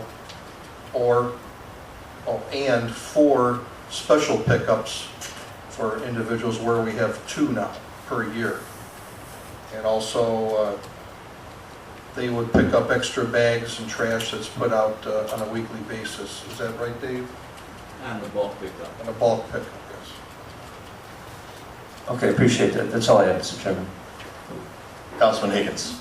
Mr. Chairman, if you wouldn't mind, maybe we can have Mr. Kidder come to the microphone, because I know he came a long way and probably would like to talk a little bit. I have a couple questions for him, if you don't mind. Dave, just give your name and address for the record, please. Dave Kidder and 22730 Fairview Center Drive, Fairview Park, is where my office is. Yeah, as a disclaimer, I think most of you know, I've had a relationship with Mr. Kidder for 11 years probably now, because they do the services where I work, and I have a good working relationship with Mr. Kidder. Dave, one of probably the most difficult tasks going is the yard waste. Would you agree with that? Yes. Okay. I think at one time, I talked to you about a year ago, and Republic Services was thinking about rolling out a pilot program for yard waste using automated cans. Have you guys I haven't talked to you about that lately. Have you guys decided to move with that, or have you moved anywhere with that? Around the country, Mr. Higgins, there has been that movement to put yard waste into automated cans, because, not locally, let me answer that. Locally, we have not done it yet. I think we would plan to do it last year, and the May floods kind of wiped everything. It just seems like the May floods wiped out every pilot thing we thought about doing last year. But the yard waste is the toughest job that anybody's going to do in picking that up by hand. Yeah, I can attest to that. Probably about 20 years ago, I took a little tour behind a rubbish truck on a yard waste day and a regular trash day. That yard waste day is very difficult. Yes. A lot of people don't understand when you pick up a yard waste can at arm's length. a couple feet high on a truck and you turn it upside down, you usually have to give it a little tap on the side of the truck too to get everything to fall out of it. Very difficult job. I haven't said that Mr. Troyer was asking about subcontracting out grass only. If we were to put a bid out for grass only, would Republic Services bid on that contract? I would say no. Probably because you don't have the truck or the manpower is just hanging around for the seasonal work. Correct. Okay, do you know of any other providers out there that would bid on such a contract? Again, I would doubt it because it's seasonal. Okay, that's kind of what I was sitting here thinking the last couple of weeks about, because I know that's the, the biggest headache with the rubbish removal is that yard waste, and we have an aging group of people down at our service garage also, so. Correct. Well, thank you, Mr. Kidd, I appreciate that. Thank you, Mr. Chairman. Lou? Hey, Mr. Chairman, thank you. Councilman Higgins, that's a good question you brought up about automated trucks with yard waste. We were looking at the same thing, John Pensis and myself, along with Joe from Best Products there. And they got a new truck in this summer, and we asked them to ask the manufacturer if they have any type of documentation or any type of data on yard waste with an automated truck and a side loader. And they said, no, they don't. So what we did, we found, I think it was Cuyahoga Falls does yard waste with automated trucks, but they use a front loader? A loader or a tipper on it. Yeah, front tipper, which the driver can look and see physically what's coming in front, dumps into a dumpster in front of the truck, and that picks up like this and dumps it to the back of the truck. So the side loader arm comes off the side, grips the can, brings it around back, and the operator can see what's going on with the camera system that's on those trucks. So when they got a new truck, we were going to take one of ours out there, but we didn't want the liability to do it. So when Best got this new truck in, we went out to Cuyahoga Falls and witnessed the truck to go out there, and we picked all the garbage up, or the yard waste up in that town to see if the truck could handle and compress and compact the yard waste and if it would come out clean. And it did. So now Best and the company that makes those trucks have some type of data that they can use for to answer those questions. Thanks, Lou. Okay, you need a motion as this was discussed? So moved. Hold on, Councilwoman Powers. Yes. Thank you, Mr. Chairman. Through the chair to Mr. Kayette, how many of these automated trucks do we own now? We have 3. Okay. And they're going to last approximately 10 years? That's what the industry says, yes. Well, if we give away our trucks or give away our trucks, we give away our garbage cans, then it's kind of a no turning back, is that right, situation for us? Because then we would have to start at nothing to do this all over again. And you say you would have, this would be, and the way I'm looking at it, it would be an extra expense for us because we're not supposed to be laying off any more people. So if our people are doing this now, and our people did it last year and the year before and the year before, then I see no problem with our people continuing to do it, because if they were doing everything then, they should do everything now. And if we are not going to lay off any more people, which I don't think we should, then we're just creating an extra expense for ourselves. If we're keeping all our personnel that we have right now and we're contracting this out, that's an extra expense. If you don't have enough people, then maybe we should call back some of the ones we laid off. Can I answer that, Mr. Chairman? Go ahead, Mayor. Thank you. The fact is, yes, they were doing it last year. What they were not doing, however, is cleaning your sewers, and sweeping your streets and fixing your roads and other matters that have to have attention. They were not doing that. So part of this proposal is taking the existing workforce that we have right now with no further layoffs. And I know you want to balance the budget, and if you look at the major way we can get to getting there is by reducing the expenses as we have $1.6 million. So you need to change the way you deliver services. So, and I see how you're prefacing giving trucks away. We are selling the trucks and the cans, and they're part of one lease. We even looked at keeping our own cans, but the way the lease is structured doesn't make a lot of sense to do that. Now, I know the decision was made then, was made for the right reasons, under the right circumstances at the city at the time. They have changed. So, here's what your choice is. What this does now with the reduction in force, it gives us the ability to redeploy workers that are here now and who are extremely well qualified to do this work and address city needs. And reducing our capital expenses, because that's where it really saves us money. So therefore, if you don't make a change at this point in time, your capital expenses are going to increase. And if you do that, you will be in this business a long time. Now, I have heard this, going back when I was a garbage man, that if you sell your garbage trucks, you can't get back in the business ever again. I'm not aware of a city in the last decade that has done that, okay? And we were a unique experience, and if our financial conditions were different, all right, we might be able to continue doing these things this way.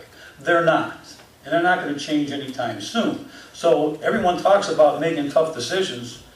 It's really not a tough decision, but it's one that needs to be made. If you keep avoiding it, it's going to hit you sooner or later. So you have to make a decision now that's going to affect the city for a long, long time. So the question is you know, when folks call up about their sewer being blocked or this problem or that problem, or the catch basins caving in, we can put an orange cone in front of it and it can sit there for 2 years. Or the service director can deploy crews on a daily basis. Councilman, if you heard us last year in the summertime, when he comes in, he's going to pick up garbage and do what else? Okay, what else is he going to do with the manpower? We're not increasing the men, and you don't have the money to bring them back. And layoffs are not something that I entertain as something being routine and can be gone back and forth. There's a lot of issues that I still have with this budget. But in this particular instance, if council does not want to contract out this portion of delivering our services, then the capital expenditures are going to come into play. To me, I don't think that's a wise expenditure of your money at this point in time, because I see more cities getting out of this business than getting in.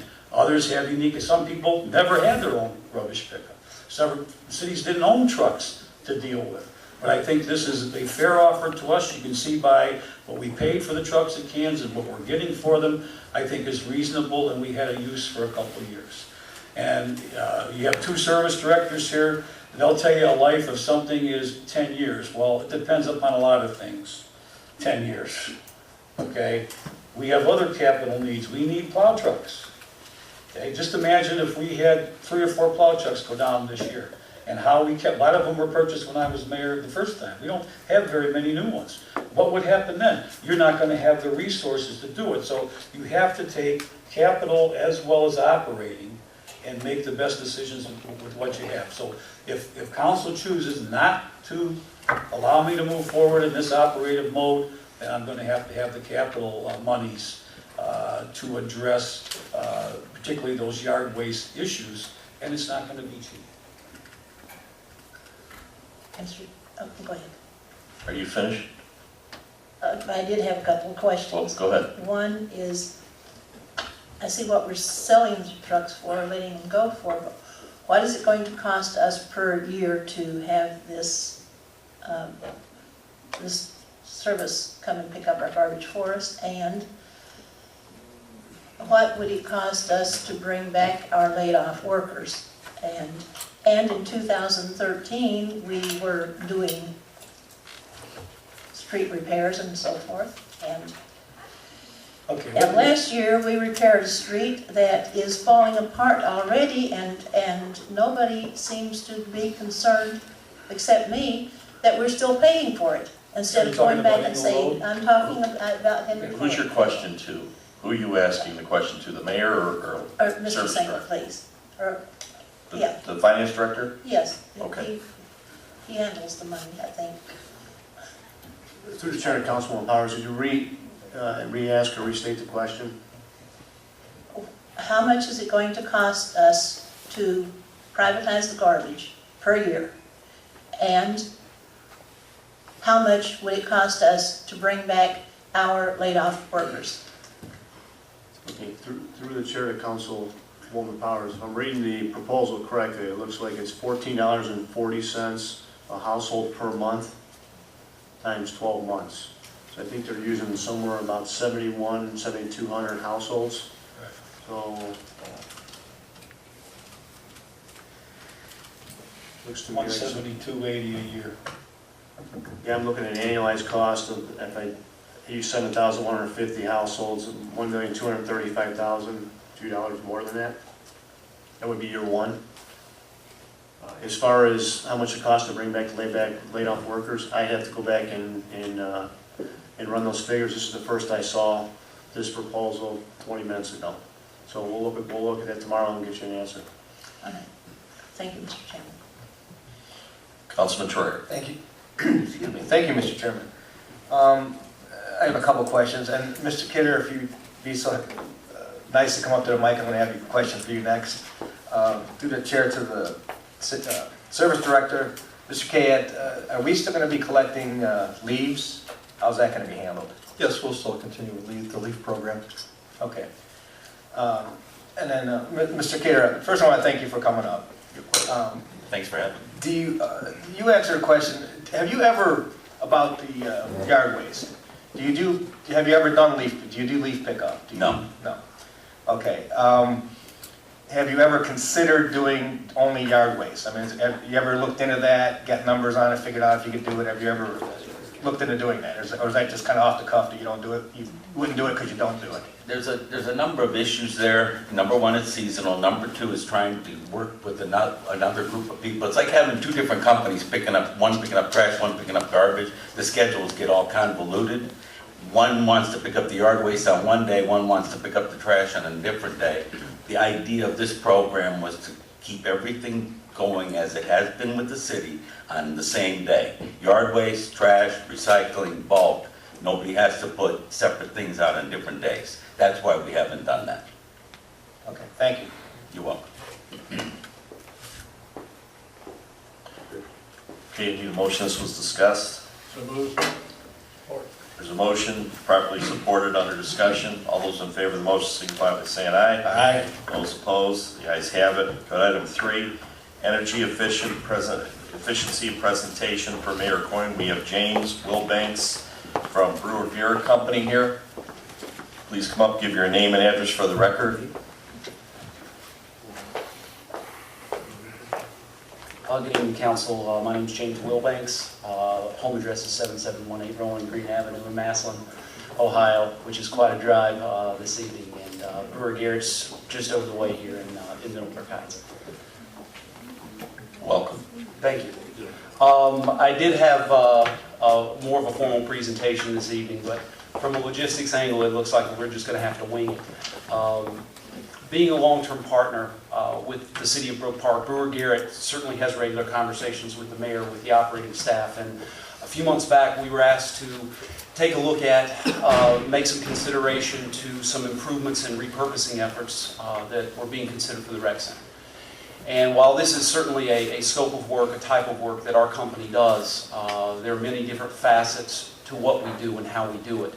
And so because of the partnership and our knowledge of the City of Brook Park, we really gave some thought to, is there a different model, is there a better way to not only address these construction efforts that potentially may be required with the rec center, but then also potentially take a look more at a citywide approach.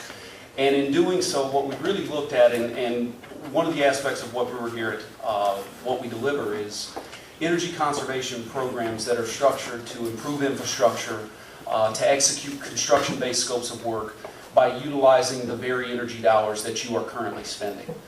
And it's really, the terminology of a performance-based model, performance contracting, these are general terms in the industry. But really what we're talking about is utilizing funds that the city is currently responsible for on an annual basis. And so, somewhere somebody holds a number that the city allocates for utilities for its buildings for the year. And at the beginning of the year, in everyone's mind, that money is spent. And maybe you throw in some allocations, some guesswork on what you think that increase may be from year to year. What we're talking about doing is making upgrades in an energy-conscious fashion, making strategic decisions that affect both cost and the long-term performance of the systems that result in an energy savings to the very systems that we're making those changes to. And by taking those energy savings and allocating those towards the capital expenditure required to execute these efforts, it looks at what construction efforts are typically looked at as simply a capital outlay. We're going to have to spend a certain amount of money to accomplish a certain renovation, a certain equipment change, whatever that effort may be. What this model does is utilizes the energy savings to pay for those upgrades and looks at these upgrades as more of a return on investment as opposed to simply a capital expenditure. And so by utilizing the very dollars, there's been a lot of discussions, and it's been riveting conversation too, by the way. A lot of discussions about budgets, and we work with a lot of different cities and public utilities where cash is an issue. And so rather than looking at this as simply how much do we need to write a check for to accomplish what we're doing, is there a way to spend dollars that are currently being spent and use those dollars in a more productive way? One of the ancillary benefits to this platform as well is it opens the door to a number of different grant, rebate, and financial structuring opportunities that are specifically allocated for energy conservation efforts.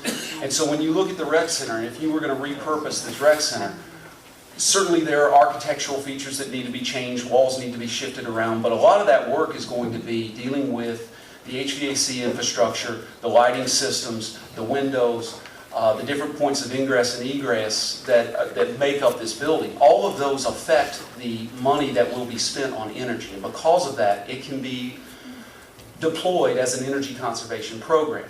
And for example, that gives you access to being a public entity, gives you access to funds like the Ohio Air Quality Development Authority, where we've just worked, we've done a number of programs with them. We've just secured funds for another public entity at a rate of about 1.75% APR. So I think one of the council members made the comment that interest rates are low. I would agree with you, but I don't know of anybody that's offering rates that are that low. And so is this a better way to hold on to the cash that you have, execute these upgrades using different funding sources, and get a creative model that's maybe different than what you're used to, but the result is proven out, it's guaranteed. Someone is on the hook for the performance of these systems and the long-term performance of these systems. And so for that reason, what we recommend is essentially going through an RFP process. It's certainly a competitive process. Any number of companies deliver this model, not only Brewer Garrett, although I would tell you that we're pretty good at it. And get the street to tell you, get this marketplace to tell you what that opportunity is. How much money could be shaved off of the utility budget and allocated towards the funding of these programs? Today, my guess is you probably don't know what that number is. I don't know what that number is. But we certainly have metrics in place, teams in place, and resources in place that this is what we do on a day-to-day basis. And for that reason, the RFP process is certainly a no-risk process for the city. And by no risk, I mean that there is no financial commitment that the city is making in order to explore this delivery model. You just simply have to take the steps to explore that delivery model. And so for that reason, I think for what the city is up against, what you're trying to get done, and the different things that are being discussed, I think it's a model that can make a lot of financial sense and functional sense for the city. And for that reason, that's why we wanted to come in. And thanks again for the opportunity to come in and briefly describe this model. At this point, I'd be more than happy to take any questions that you may have. Any members of council have any questions? Councilman Mancini. Thank you, Mr. Chairman. You've been through the rec center. Yes, sir. Okay. Past 10 years, our utility bill probably averages about $270 275. You think you could get that a little lower? I mean, is that what you're looking at? Without question, sir. Okay, you mentioned grants, things of that sort. How successful are you with that? I would say in this region, probably more successful than most companies because this area of the state is our primary focus. We live here, we work here, so we know the programs and the nuances of these programs probably as well as any other company around. Okay, I'm looking forward to it. Thank you. That's all I have, Mr. Chairman. Councilman Higgins. Through the chair, actually, to the mayor. Mayor, are we looking to maybe in the future here get proposals from a number of companies to see what they can bring forward as far as, and are we looking at just strictly the rec center, or are we going to look at the rest of our city buildings? We can look at them all, Brian. There's legislation in Councilman D'Amico's committee. I asked them to hold it up until we had them come so council would have an understanding. And it is a request for qualifications on doing this analysis. They have done a preliminary, we have a report that was done a few years ago that they were looking at, and so therefore, yeah, we'd like to go out and get that information so we can make a decision. And clearly, we'd like to, if we can, incorporate all of our operations, probably with the exception of police, fire, and service, into the rec building. I gave council a preliminary layout that Bowen put together, and I hope that a future meeting look at that. So whatever remaining operations we have, we would hope to upgrade as well. I think the whole city utility bills maybe about $350 and change for everything. Fair enough. I would tell you back of the napkin math, and with the experience of putting these types of programs together, anywhere from 15 to 25 to 30% savings is definitely in the pocket of what we've experienced. A lot of that is based on age of equipment, how things have been operated over the years, and just simple operational practices. But I think that's a reasonable range of annual savings that you could expect out of a development program like this. Mr. Chairman, let me say this. We do have to replace all the major units at the rec center no matter what. So when we bring that report to you, don't be shocked. Any other members of council? Seeing none, take a motion that this was discussed. So moved. Support. Motion made, properly supported, under discussion. All those in favor of the motion signify by saying aye. Aye. Those opposed, the ayes have it. Go to item number 4. Okay, what we have next is the rescue presentation. Councilman D'Amico, Higgins, and Council President Patton. In attendance is Amy Mason, Peter Laura Lee, and Jen Lee Mason. So if one of you want to come to the microphone and start, it would be great. Mr. Chairman? Councilman Higgins. Yes, we could maybe a little backdrop for Councilman D'Amico about what the presentation's about. Thank you, Mr. Chairman. Appreciate that. I just don't want to give too much away because I don't want to steal their thunder. They come a long way from Walton Hills, and I think they'll be appreciative to show the PowerPoint, and it's going to be very interesting.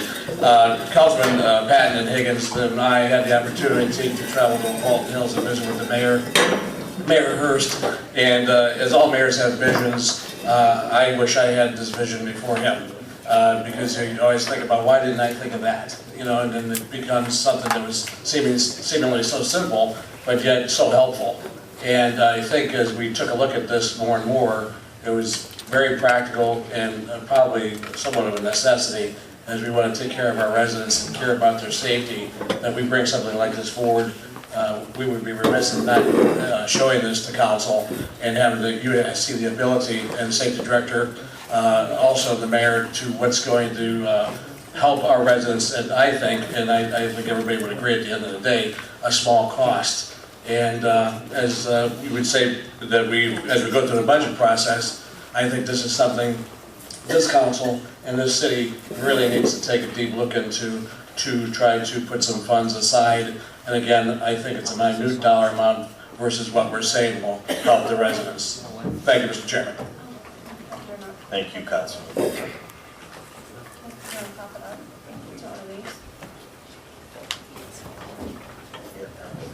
You might have to bring it on this desk here if you have to. I'm sure we could. Yeah. Maybe Marty, you can move a little bit for a second. Unfortunately, we had that PowerPoint presentation from there before. mic, Mr. President. Not at all.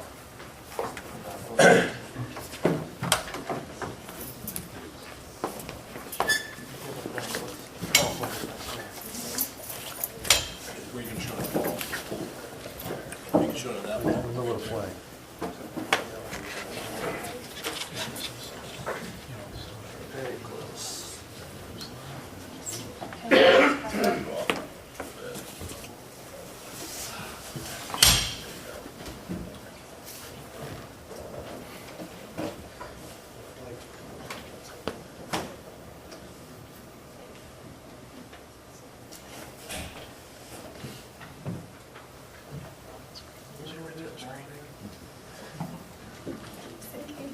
It's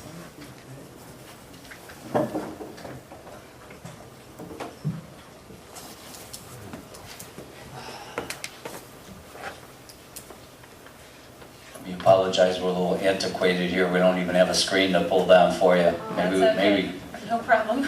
maybe when we move into the rec center, we could accommodate that as part of our No problem. building funds.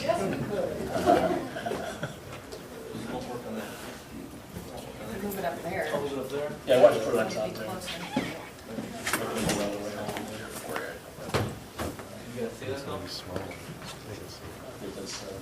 Can people in the audience see that? People want to move up and, I can maybe try to put them in a double box. okay, yeah, if you can, so it'll blow back, blow it up a little bit. Put it on the ceiling. There you go, that's better. There you go. Very good. There you go.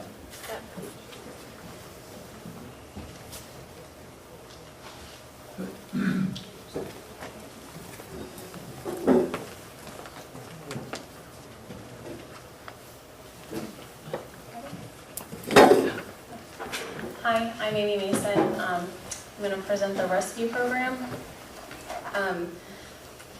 This one. The mission is to create an informational device that can be used by an emergency responders to save time and to save lives during an emergency. Rescue, as you can see, is an acronym. It's residents exchange information concerning safety that can be communicated by uniting all safety departments in the time of an emergency. The communication device is this USB here. It's a 1 gig, and this isn't updated, but it can also be up to 4 gigs. It's a custom ambulance flash drive. It's the soft polyvinyl exterior. It has a 3D ambulance design. It's waterproof, lightweight construction, and it's portable, of course. The rescue tool has been created to save time during an emergency. The rescue device is shaped like an ambulance, easy for recognition and for safety forces. The rescue USB will be an asset to all emergency responders and residents when relaying vital information during an emergency. The USB magnetic holder, which is this red part here, is made of high-impact plastic, so if it were to fall off, it should not break. And it has 2 magnets on the back, so it can be placed on the refrigerator, which would be a universal location in the time of an emergency for it to be found. This is just a better picture and explanation of what this is, and I can pass this around for you guys to look at, but it's just a holder. On the top it has the logos for the police department, the fire department, and the emergency services, and then it has the rescue at the bottom. It also has dimensions. It's not huge, but pretty noticeable in the time of an emergency. Do the next one. And then also on the USB, it would have the rescue logo on it, and then the appropriate logos for the community on the ambulance drive also. If anybody is familiar with medical information, HIPAA comes into play, and if anybody doesn't know what HIPAA is, HIPAA is the Health Insurance Portability and Accountability Act. These laws were placed to protect patient privacy and ensure privacy of all accumulated health information that belongs to an individual. HIPAA was signed into law in 1996 under the United States Department of Health and Human Services. Healthcare providers nationwide were required to comply with the rules and regulations of privacy protection by April of 2003. And that's just standard across the board whenever you go to the doctor's or hospital, that your information is protected.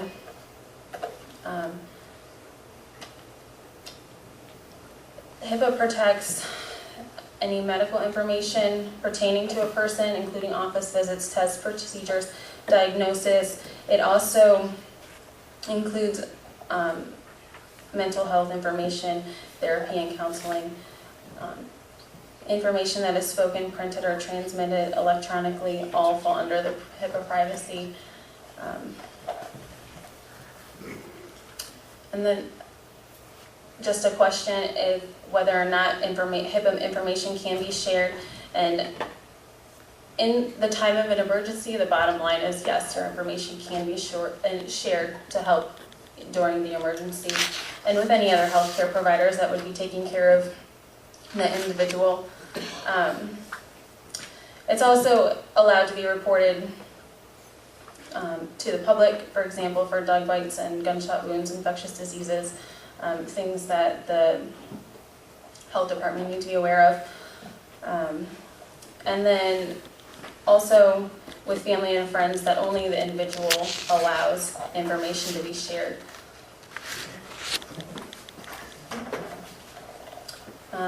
So the rescue USB protection would also be covered by HIPAA. The information gathered for uploading to the USB device would be password protected or encrypted. The only personnel with access to the password would be the emergency responders. Each village or city would have its own password format unique to each USB given to residents. A hold harmless agreement would be signed between the provider or the individual or the resident and the holder, such as the police department or fire department and EMS. The hold harmless agreement releases the village or city from any liability with the relationship to the HIPAA laws. Just some examples of the password encryption for the USB. And it could be, this is just what Walton Hills had come up with to protect theirs. So they used WH for Walton Hills, and then the street address, and each resident would have their own address, or their own number of their address would be used, and then the street name, just the name, not road, avenue, drive. And so you can see the password down there is WH7595 Walton. And then there's another example for the Oakwood password, or how Oakwood was creating their passwords. So each household would have one password protected USB device. The medical information will have a photo of each resident within a household and their name attached to the file. And the photo and names will help emergency responders distinguish between whose information they'll be accessing during the time of an emergency.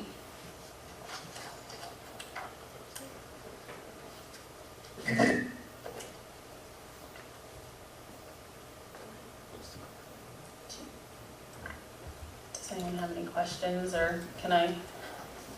Any members of council have clear any anything questions? up? Councilman Bergio. Thank you, Mr. Chairman. Looks like a worthwhile program. Amy, how many of the communities are using Rescue to your knowledge? I know Right now, it's piloted in Walton Hills, and so if our university and Cleveland Clinic are very interested in getting involved. So it's pretty brand new then, you're saying? It is. I think most people are aware and know how to upload, but Sure. for people who don't, maybe some seniors that really aren't computer literate, who would be uploading the information? Excellent question. So, for example, in Walton Hills, the safety director is initiating the program, And that person would assign 2 people to run the program per se. Along with the program and the USB device, there would be a computer system that we would provide along with purchasing the package per se. And those 2 people would be in charge of uploading the information to the USB and then sending the USB home with that individual. The individual would not have the password. It's only provided to the safety services, the police department, EMS, and the fire department. Another thing, when that information is stored, and you know what, there wasn't an example, but just like an example of what would be on the on the USB would be the person's name, their birth date, any allergies, any drugs that they take, any blood pressure medications are really important, a history of stroke, history of heart attack or something of that nature, just so that when EMS would arrive, they would find the USB on the refrigerator, plug it in, they can see, and if say there's 2 people in the household, they can be identified by pictures, which again would be uploaded by the 2 people that the safety director would initiate or appoint. Then they can scroll through and find, and see that person's information when that person can't answer for themselves.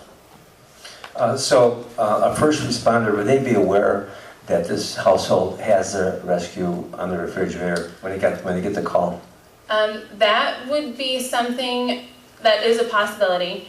There would be, and I know you guys have a really large community here, some way that you can flag their information in your database for for dispatching. That could be determined, kind of up to the dispatch or, between the safety director and I think that would be a good idea to have that so they know Sure. before they even get there. Sure, Instead of sure, just, so they know what to expect. randomly looking at a refrigerator just to... Look in the in refrigerator. case it's there, Exactly. yeah. And if it's not on the refrigerator for some reason, maybe they can talk to the homeowners. I know And the they have one. resident participation, I'm not sure how things are communicated here with residents, but the resident participation is one of the key parts. They have to keep their drive up to date. And there's different ideas of how the safety director would think to do that. If they have every Friday or something from 1 to 5, the resident can come in and update their information. Sounds like a good program so far from what I'm hearing. That's all I have, Mr. Chairman, for right now. Councilman Higgins. Thank you, Mr. Chairman. Welcome, Amy. Thank you.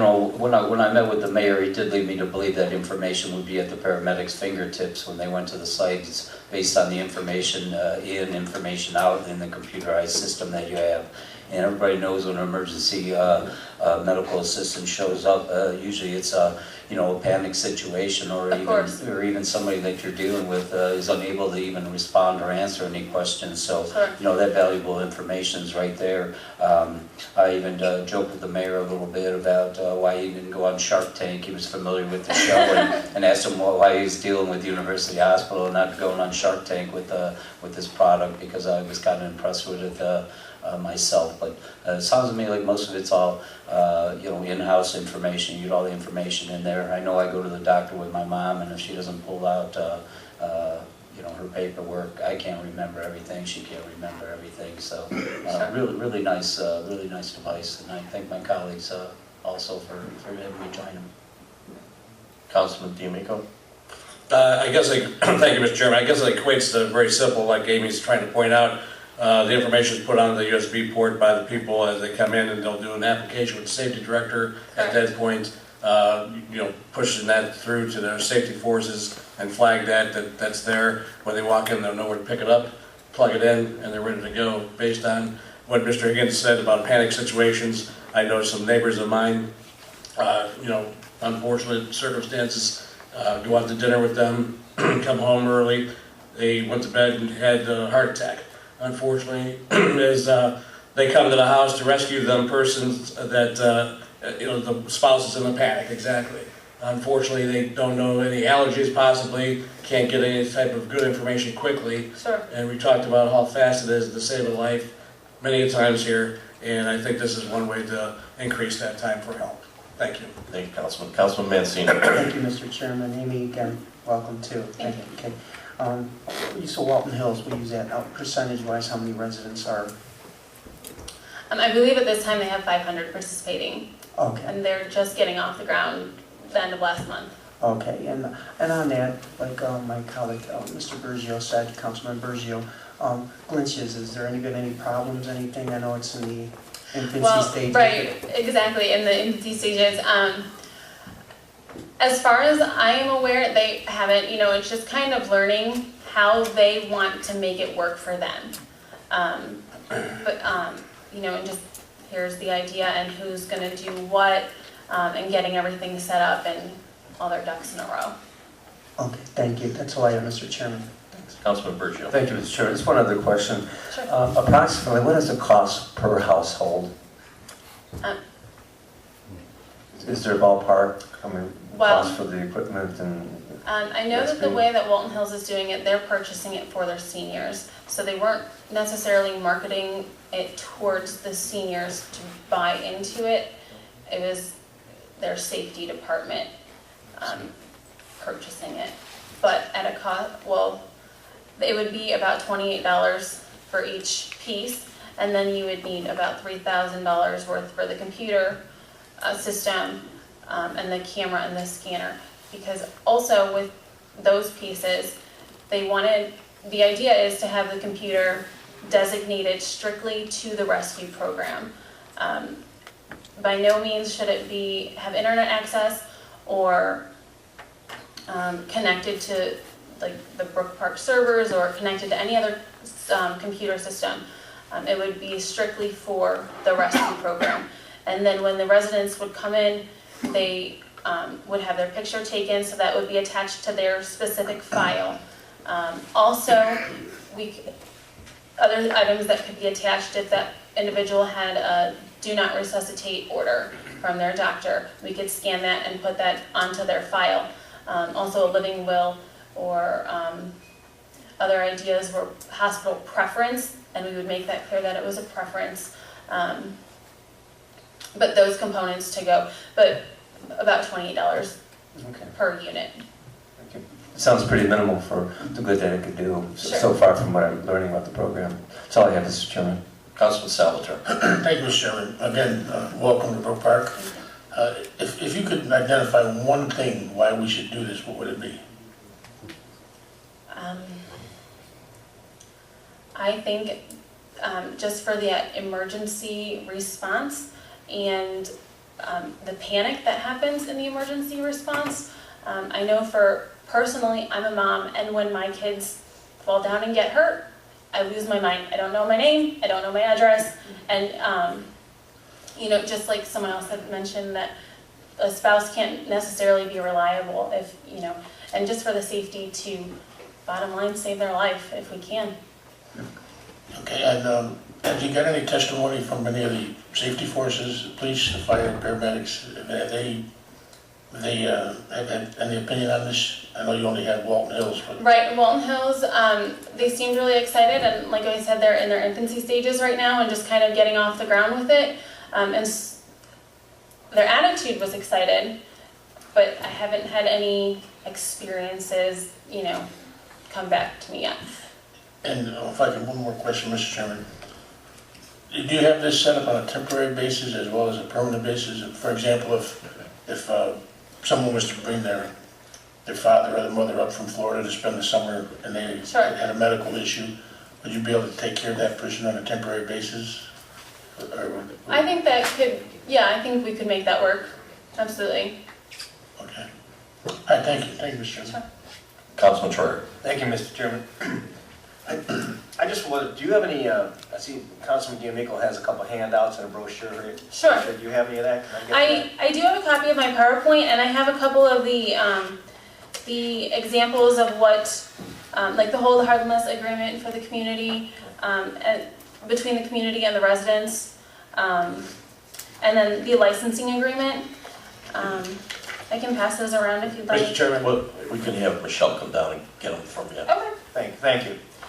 Did you want everyone to, I can pass these around to you? Pass that around one time and let everybody Get a see visual. these things. Mr. Chairman, if we could have the council clerk just go ahead and copy everything and copy it to all the council persons, that'd be great. Also, just to reiterate, I guess this is a program the city would provide, no different than we've done before, handing out smoke detectors or what have you, the Burgeo light bulb, if you remember that. But the things that we're talking about would be like a program service. We buy the 1,000 or whatever you want initial amount to start the program. We'd go ahead for the mayor and the council, send a letter out to, and safety director, the residents, or at least advertise we have this program available. Let them come up to City Hall or the safety department and then complete the program in the application and then hand one out. And hopefully, you know, we buy 1,000, I think would get rid of them, no problem, as far as participation. Yes, it would cost us, but it's a service to the city we're providing again, so, thank you. Mayor.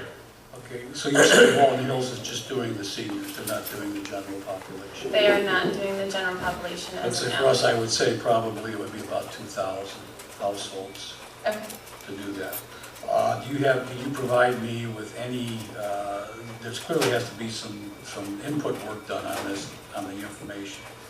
Do you have any analysis of how long that's going to take? How long it would take to put If on. someone's going to have to put this information in. Right, for exactly. 2,000 So let's just say there's 2,000 households, technically, one couple could have one issue, another couple could have, I'm just trying to get an idea. Right. How many man hours are necessary to do this work? Hi, I'm the program trainer for Rescue.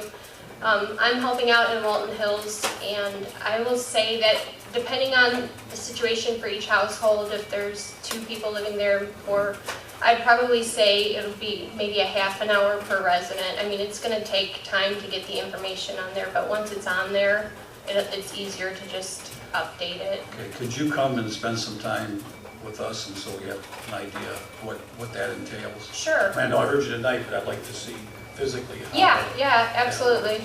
I could do that. All right, that's the only question I have. Okay, thank you very much for your presentation. You need a motion if this was discussed. So made, Mr. Chairman. Second. So motion made, properly supported, under discussion. All those in favor of the motion signify by saying aye. Aye. Those opposed, the ayes have it. Thank you very much for taking your time out to give that presentation. Thank you so much. Go to the for Finance having me. Committee, Chairman, Councilman D'Amico. Thank you, Mr. Chairman. We have 2 items tonight in the committee. The first one's ordinance 9957-2015 to provide for appropriations of the City of Brook Park, State of Ohio for fiscal year ending December 31st, 2015, and declaring an emergency, introduced by Mayor Coyne and Councilman D'Amico. Caucus 2/18/15, first reading was 2/24/15. Back on Caucus 3/3/15, second reading will be 3/3/15. Mayor, do you have anything?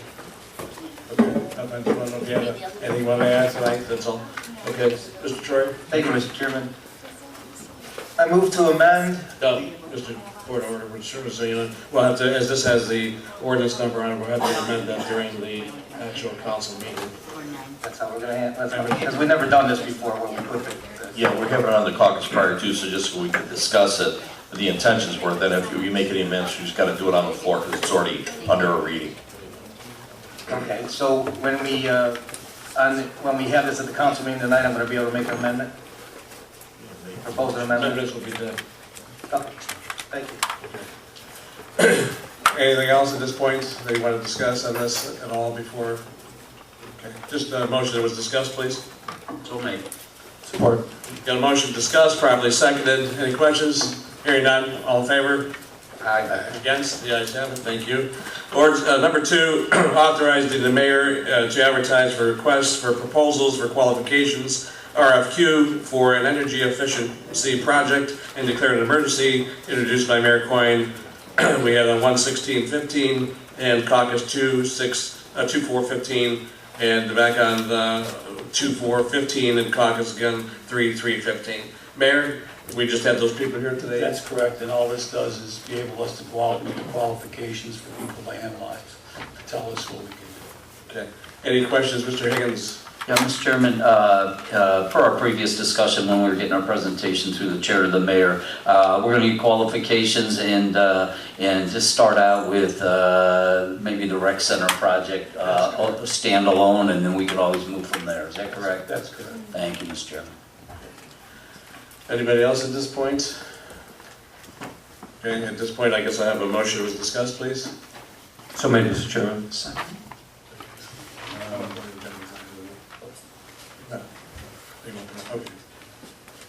Okay, yeah, we'll need a motion to place on tonight's council agenda. Mr. Chairman, I'll make a motion to place on tonight's council agenda. Support. Got a motion to place on tonight's council agenda, properly supported. Any questions on the motion? Hearing none, all in favor say aye. Aye. Against? The ayes have it, thank you. And you need an ordinance number on that?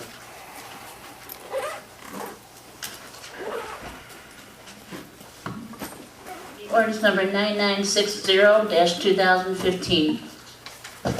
Will be item number 2 under first reading. Thank you. That's all I have time, Mr. Chairman. One more item. Oh, I didn't realize that, I apologize.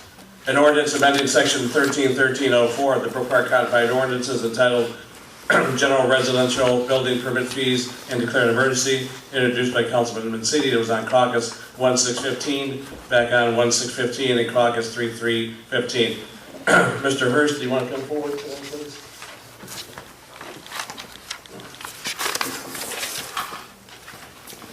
Before we get started, Mr. Hurst, I wanted to ask you a question myself. We've been in discussion through this permits, free permits through June, July, August, and we've had some various amounts of discussion on it. Can you give your viewpoint on what your take is on the free permits and where you're at with them yourself, personally, as the building commissioner, City of Brook Park, please? Well, as for the, as for the fee increases, what we've done here is we've tried to get ourselves in line with all the surrounding communities that we not only border but even distant, as far as North Olmsted, Strongsville, Middleburg, Berea, Parma Heights, Parma. Our fee schedule has been archaic, to say the least. We tried to bring it up to be somewhere equal, but just below the surrounding neighborhoods and areas, surrounding cities, with their residential fee schedule. None of these numbers that are in this packet are out of line. Most of them fall either somewhere right equal or below most of the other communities. So this is more or less something that hasn't been done in over 10 years to keep up with recommendations by the state as well as just the times themselves. Okay, and as far as the free permits, do you want to comment on those, or? I can comment on the free permits. That number is huge for us. Most of the permits that come through our department for homeowners or for residential properties are given to contractors. And our experience has been hugely that the residents are not getting anything out of this free permit months. We have contractors that come in August, the last day of August, and pull 30 permits in case they're going to do work. They may not, but they pull the permits. We process all that work, and either they don't do it or they end up doing it, and they don't rebate the residents. Less than 20% of our permits are issued to actual homeowners who would benefit from getting a free permit. Most contractors, they quote a driveway, it's an $8,000 job. They come to the city to get their permit in June. We don't charge them anything. I can assure you they don't run back to the resident's house and say, here, let me give you your money back. So this really is it was intended to help the people, to try to get them, to encourage them to do homeowner repairs, to do that type of stuff. But over the years, it has been abused by contractors, and the residents, quite frankly, aren't benefiting from it. Okay, thank you. At this point, Mr. Mancini, this was your legislation. You'd like to go ahead and talk? Sure, I'd like to have a comment. Yeah, Ted, if you could stay there for a minute. You know, it is March, and although the weather is not cooperating, it's going to change real soon here, and people will be pulling in permits, and this does get us caught up to date. And we were very much below surrounding communities, and actually with these increases, we're still a little below, if I'm not mistaken. Correct. I know a lot of these are inside jobs, and some people don't even bother to pull permits, so we lose on that too. And I just think this is definitely to get us up to date, and I think it's needed. It'll draw some revenue. I know that's one thing we definitely need. So, yeah, on that, I definitely would like my support of my colleagues on this. That's all I have, Mr. Nico. Thank you. Thank you. Any questions, Mr. Burgio? Thank you, Mr. Chairman. First of all, Ted, I know you did a lot of work on this. I can tell. I went through this line by line. I know you tweaked it, and it looks like there's about 29 increases that I counted. And some of the things stayed the same, but a lot of them were increases. Probably needed to do that too. And it looks like you changed a few things. Like I noticed that you took out the re-roofs and just put roofs in there. I saw that. There was no difference in cost. And today, I would say 1 out of 50 are re-roofs. People just aren't re-roofing anymore. It's tearing them off and replacing them because of, one, they've already re-roofed once because the houses were built in 1960, and two, the ones that weren't re-roofed, you can't go over top of them. So re-roofs are, and the cost was the same, so we just slimmed it down and said, okay, all roofs are this price. Yeah, I saw that. So I know that you looked at it pretty diligently. And as far as re-roofing, I think it's a good idea just to not put a secondary roof on it, because you never know what that plywood looks like underneath there too. Correct. But some of them are pretty substantial increases, like new construction and fire restoration went from $200 to $500. Why is it a big jump? Is it was so low to begin with? It was like I said, it was archaic. We're not even close to our surrounding cities with some of these numbers. We tried to stay below them because some of these increases are big increases, but these are increases that, again, are representative of every community around here. They're representative of state fees. If we didn't have a building department in the city and we were operating under the state of Ohio, these fees reflect what the state of Ohio charges. We're not out of line. We're 1 to 1.5%. So, it's just something that hasn't been done. As everybody up here has stated tonight, we did things because we could. So we can't continue to do that and operate the department. We've slimmed down as slim as we can go. So we're trying to keep it still fair within reason, and the increases won't impede people from making renovations to their home. I don't believe that. I believe that if you're going to have a roof put on your house and you're going to spend $8,000 to have that done, that a $50 permit fee as opposed to a $30 permit fee, it really isn't going to change your mind a whole lot. And again, most people aren't getting that. If the residents were getting handed that money, it would be a different story. But the experience from our side of it, it's just not the case.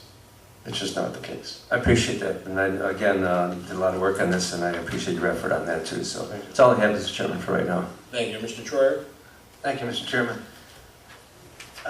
Mr. Hurst, we're talking about, this is adjusting the residential permit fees, correct? Correct. And about the free permits in the summer, that's a whole different piece of It's a whole legislation. different piece of legislation. Okay, I have a hard time supporting both, eliminating the free plus adding fee, raising the fees. We have to try to, entice the people to get their permits, and we have to, do things that won't, if the fee goes up too high, or the resident thinks if they're doing the work. If the fee goes up too high and they think that it's taken away from their budget to do the work, they might not pull the permit. So I always want to have it where the resident thinks, well, it's cheap enough and it's a good deal, and I'm gonna pull that permit because it's the right thing to do and it's affordable. So I have a problem with doing both. I understand there's an issue with the free permits in the summer, so I'd like to look at that, but I don't want to do anything that's going to raise the cost to the resident. And I understand. And as I've discussed before, the average resident in the city of Brook Park, if they want to replace their roof, put new siding, new windows, and a new driveway in, they're going to spend $30,000. And the permit fees for those are going to be about 180 bucks. If that 180 is deterring that work to be done, then we've got bigger issues than what you might say. I don't want to discourage anybody from doing renovation work. But once again, we were able to do this in the past. There isn't another community in the state of Ohio that gives away free permits. I go to our Baconia, our building officials meetings, and I go to Columbus, and people are like, "You do what?" I've actually had people from Columbus ask me, "How do you do that? You're required to send 1% of those fees to Columbus. 1% of 0 is 0." So, you know, I understand, and I don't want to do it to anybody. I wish we could give free everything. Unfortunately, we just can't. I don't think it's a big, yes, is it an impact if you're spending $100 and you got to get a $50 permit? Yeah, well, that's not the case because we don't do that. But if you look at these fee schedule for the average resident doing renovation work, they can put an $8,000 roof on for 50 bucks. They can put a $10,000 driveway in for 50 bucks. And if that money was going back to the residents, I would stand behind you 100%. But I'm telling you, it's not. We're making contractors extra money. Yeah. Well, I'm okay for the most part with getting rid of the free, but getting rid of the free and increasing costs, which are borne by the resident. I mean, that's where they go to. I'm not really keen on that, but that's my issue. And I respect that. That's your opinion, and you know, all I can do is present it. That this is the revenue that we should be bringing into the department, comparable to the communities around us, comparable to most of the state. We're not doing it. It's obviously up to you guys. Okay, Mr. Salvatore? Thank you, Mr. Chairman. Just a brief comment in response to Ted Hurst. I understand what you're saying, the contractors are benefiting primarily, not the resident. I happen to have a copy of the resolution that we passed back in May 16th of 2000.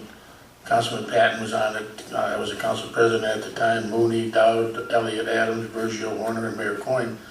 And it was a big thing. The residents really appreciated it. But I do agree with your reasoning and your logic. 3 months of giving away free permits is probably a little bit too much in today's economy, in today's conditions. But it is a separate entity. It is a resolution that has nothing to do with what we're talking about tonight. That is correct. We can always address this at a later date. Maybe we can look at maybe doing 1 month for a specialty purpose, and we can tweak it to where if they don't use it within 30 days, it becomes null and void, so that people aren't sitting there with 100 permits and they're not using them. Just for the numbers, the easy numbers, free permit months are about, on an average, $25,000 to $28,000 a year. Or just 1 month or for the 3 months? That's for the 3 months. That's free permits that we hand out every year. So if we did get into a situation where we wanted to look at this again at a later date, absolutely. If we did a 30-day window, we're looking at about $8,000, $9,000. Okay. That's why I split it up. I gave you the options. We've got 2 things on the board here. One tonight is the fee increases. Okay, thank you. Thank you, Mr. Chairman. Council President Patton. Ted, explain to them though, once somebody receives a permit, you can't put a timeline of 30 days on it, Rick. No, that plan approval, technically, as long as work is progressed within 6 months, you really can't limit it. We do have 6 months on our permits, but by state law, if you get a permit and you're working. But you have to start the work though. Well, it's a fine line between, you know, I put 2 pieces of siding on and I'm working. Or, you know, I cracked up the driveway but I haven't done anything with it.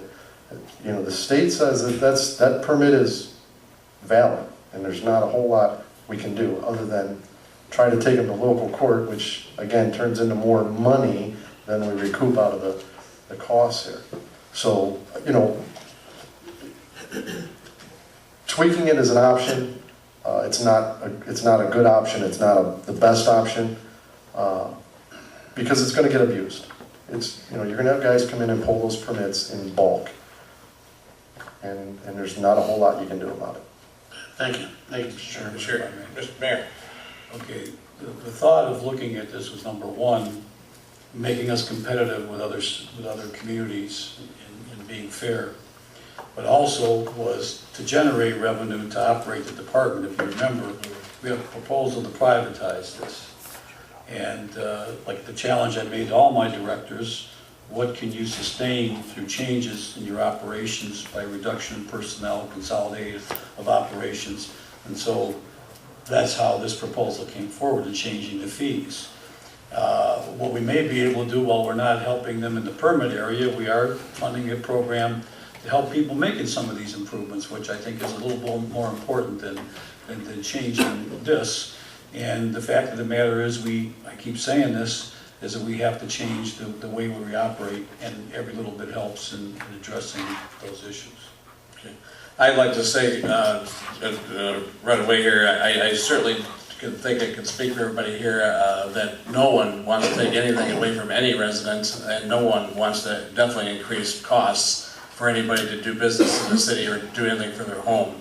But I do understand what Mr. Hurst has said and Mr. Patton brought out about the time limitation on those permits. I think originally, if I'm correct, those permits were put in place to be free, so June, July, August, during the summer months when home remodeling was done, people would beautify their homes those months. And unfortunately, buying permits early on, like in bulk, like you're saying, and then doing work October, November, you know, certainly helps eventually, but doesn't help for the whole reason behind it that year. And I'm just curious, as far as comparable costs, like the mayor had said, what's the difference in how far, you gave a presentation before on the commercial. What's the difference in cost? How competitive are we, or how low or high? Where do we fall in like the scale? For the residential permits, right, we are on some of our permit fees, we are right equal with Berea and Middleburg, but we are below Strongsville. Some we are below Middleburg and Berea and Strongsville, but slightly above Parma Heights. Some we are below Brooklyn, Berea, Middleburg, Parma Heights, and equal to Strongsville. It just depends on which one it is, but for the most part, I would say 85% of our permit fees residentially are probably somewhere in the area of 10 to 15% below all of our communities around us as a whole. I said, as the mayor brought up, we heard presentations of potential privatizing with the building department, and you came forward with a plan. Obviously, you got some good ideas. What would you say, taking the time to not pass this, is costing the building department per month? Just the residential? Right. Through February 21st, we were probably around between $1,500 and $1,800 lost by not having this increase already. Okay. That's in January. Right. January, part of February. With no buildings going on. When most residents aren't pulling permits. And again, keep in mind, 85% of our permits are not pulled by residents. Very few pull their own permits. Jan, you had something? Unless they're trying to circumvent the system and get somebody to do a roof on the weekend who's not a registered contractor. Thank you. Ms. Powers? Thank you, Mr. Chairman. We started this meeting tonight talking about helping residents in the home equity business, to take their money, you know, to take their home so that they can get the work done. And then if they need that, then why increase their burden by increasing the building fees or the permit fees? And when you increase the contractor fee, the contractor is just passing that on to the consumer, so it's a double charge for the homeowner. for the fee, and then for the contractor, the more he's going to charge them for that fee, to cover the cost of his fee. So I don't think we should be raising the fees on anyone, because we want to encourage people to come in and do the work, and we want to encourage people to have their homes upgraded. So why increase any fees? And as far as the free permits, I have always been told that if I came to City Hall and pulled a free permit for my contractor, that I just voided any responsibility to that contractor. That I couldn't come back and say he didn't do the job right. Because they said, well, I pulled the permit, and therefore I am responsible for how the work gets done. That I, in essence, become the contractor. And my contractor becomes a subcontractor. Mr. Hershey, anything you'd like to comment on any of those questions or Yeah. statements? First, let me address the first part of that with the increasing and putting a burden on the residents. Again, an $8,000 roof right now costs you $30. With this increase, it's going to cost you $50. That $20 increase isn't a burden in the $8,000 30-year roof. It's $20 of investment for 30 years for your roof. So it's not. Yes, I understand every penny counts. We're talking about that.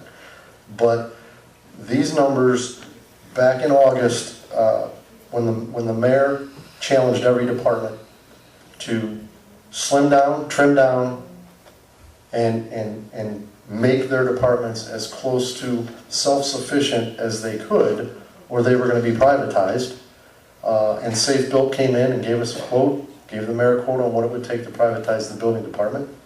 My department, my staff, worked hard. We went through every little thing in the department where we could save. And one of the things that we looked at, obviously, was where are we with the rest of the state in permit fees? We're giving the farm away. We're giving the farm away. We can't continue to do it. If we don't make changes on this part of this and our free permits and our fees, our department's not going to be self-sustaining, and we're going to have another department that's going to be privatized. It's just the nature of the beast. As for Mrs. Powers, Councilman Powers, as for you being the responsible party, as a homeowner, if you pull the permit and you put the name on it, you're the guy that's up there on the roof putting shingles on.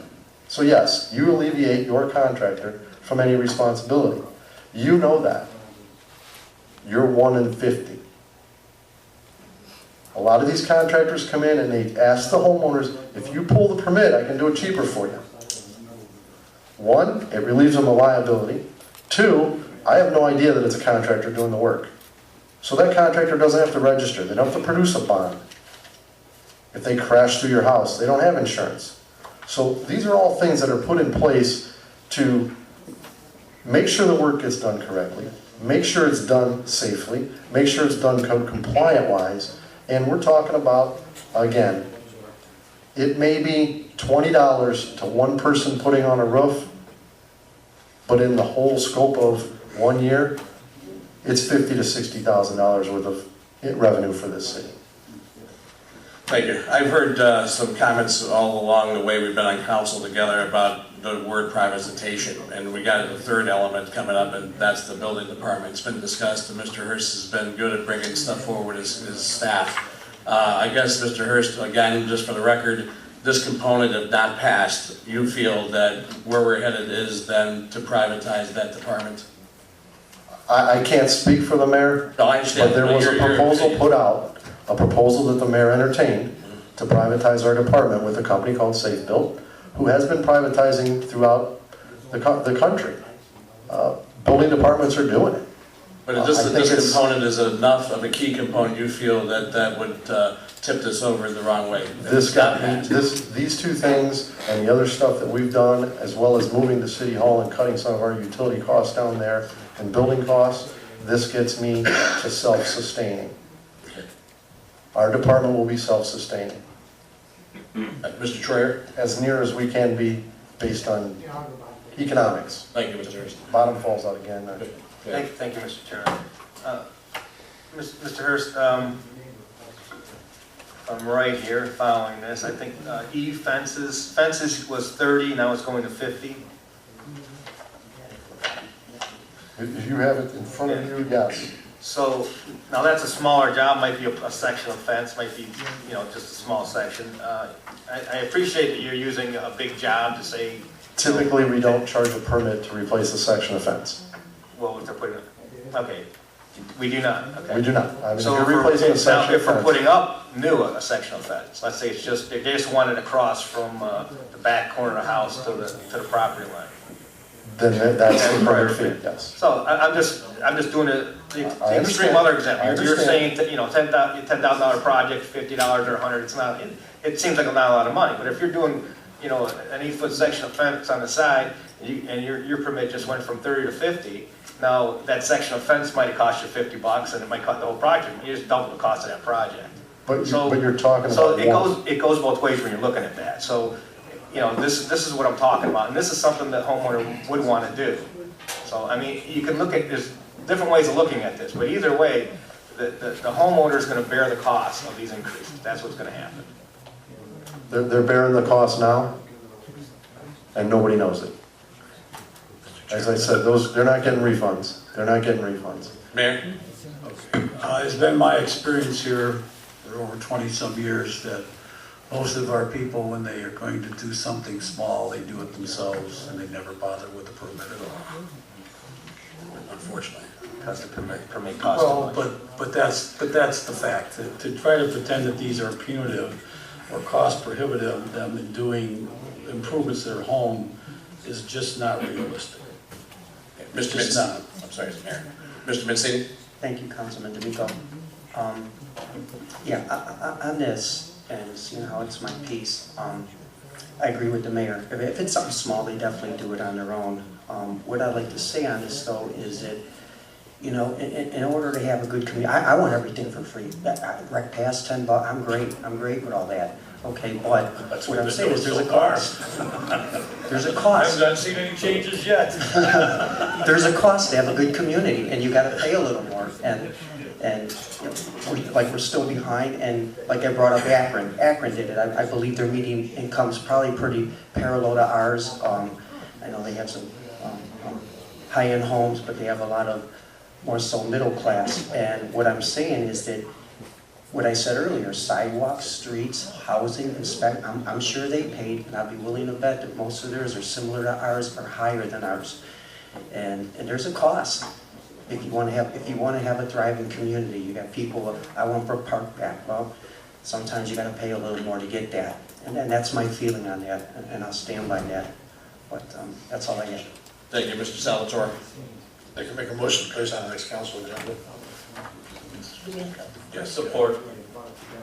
Go ahead, if you want to. Yeah, I did have another question for them. Would you, Mr. Hurst, repeat what you told me that we would be getting in the fees over the years? Free permits cost us an average of around $25,000 to $27,000 every summer. This fee increase would increase us and I don't have the residential, I don't believe, broke down. I might have it in there.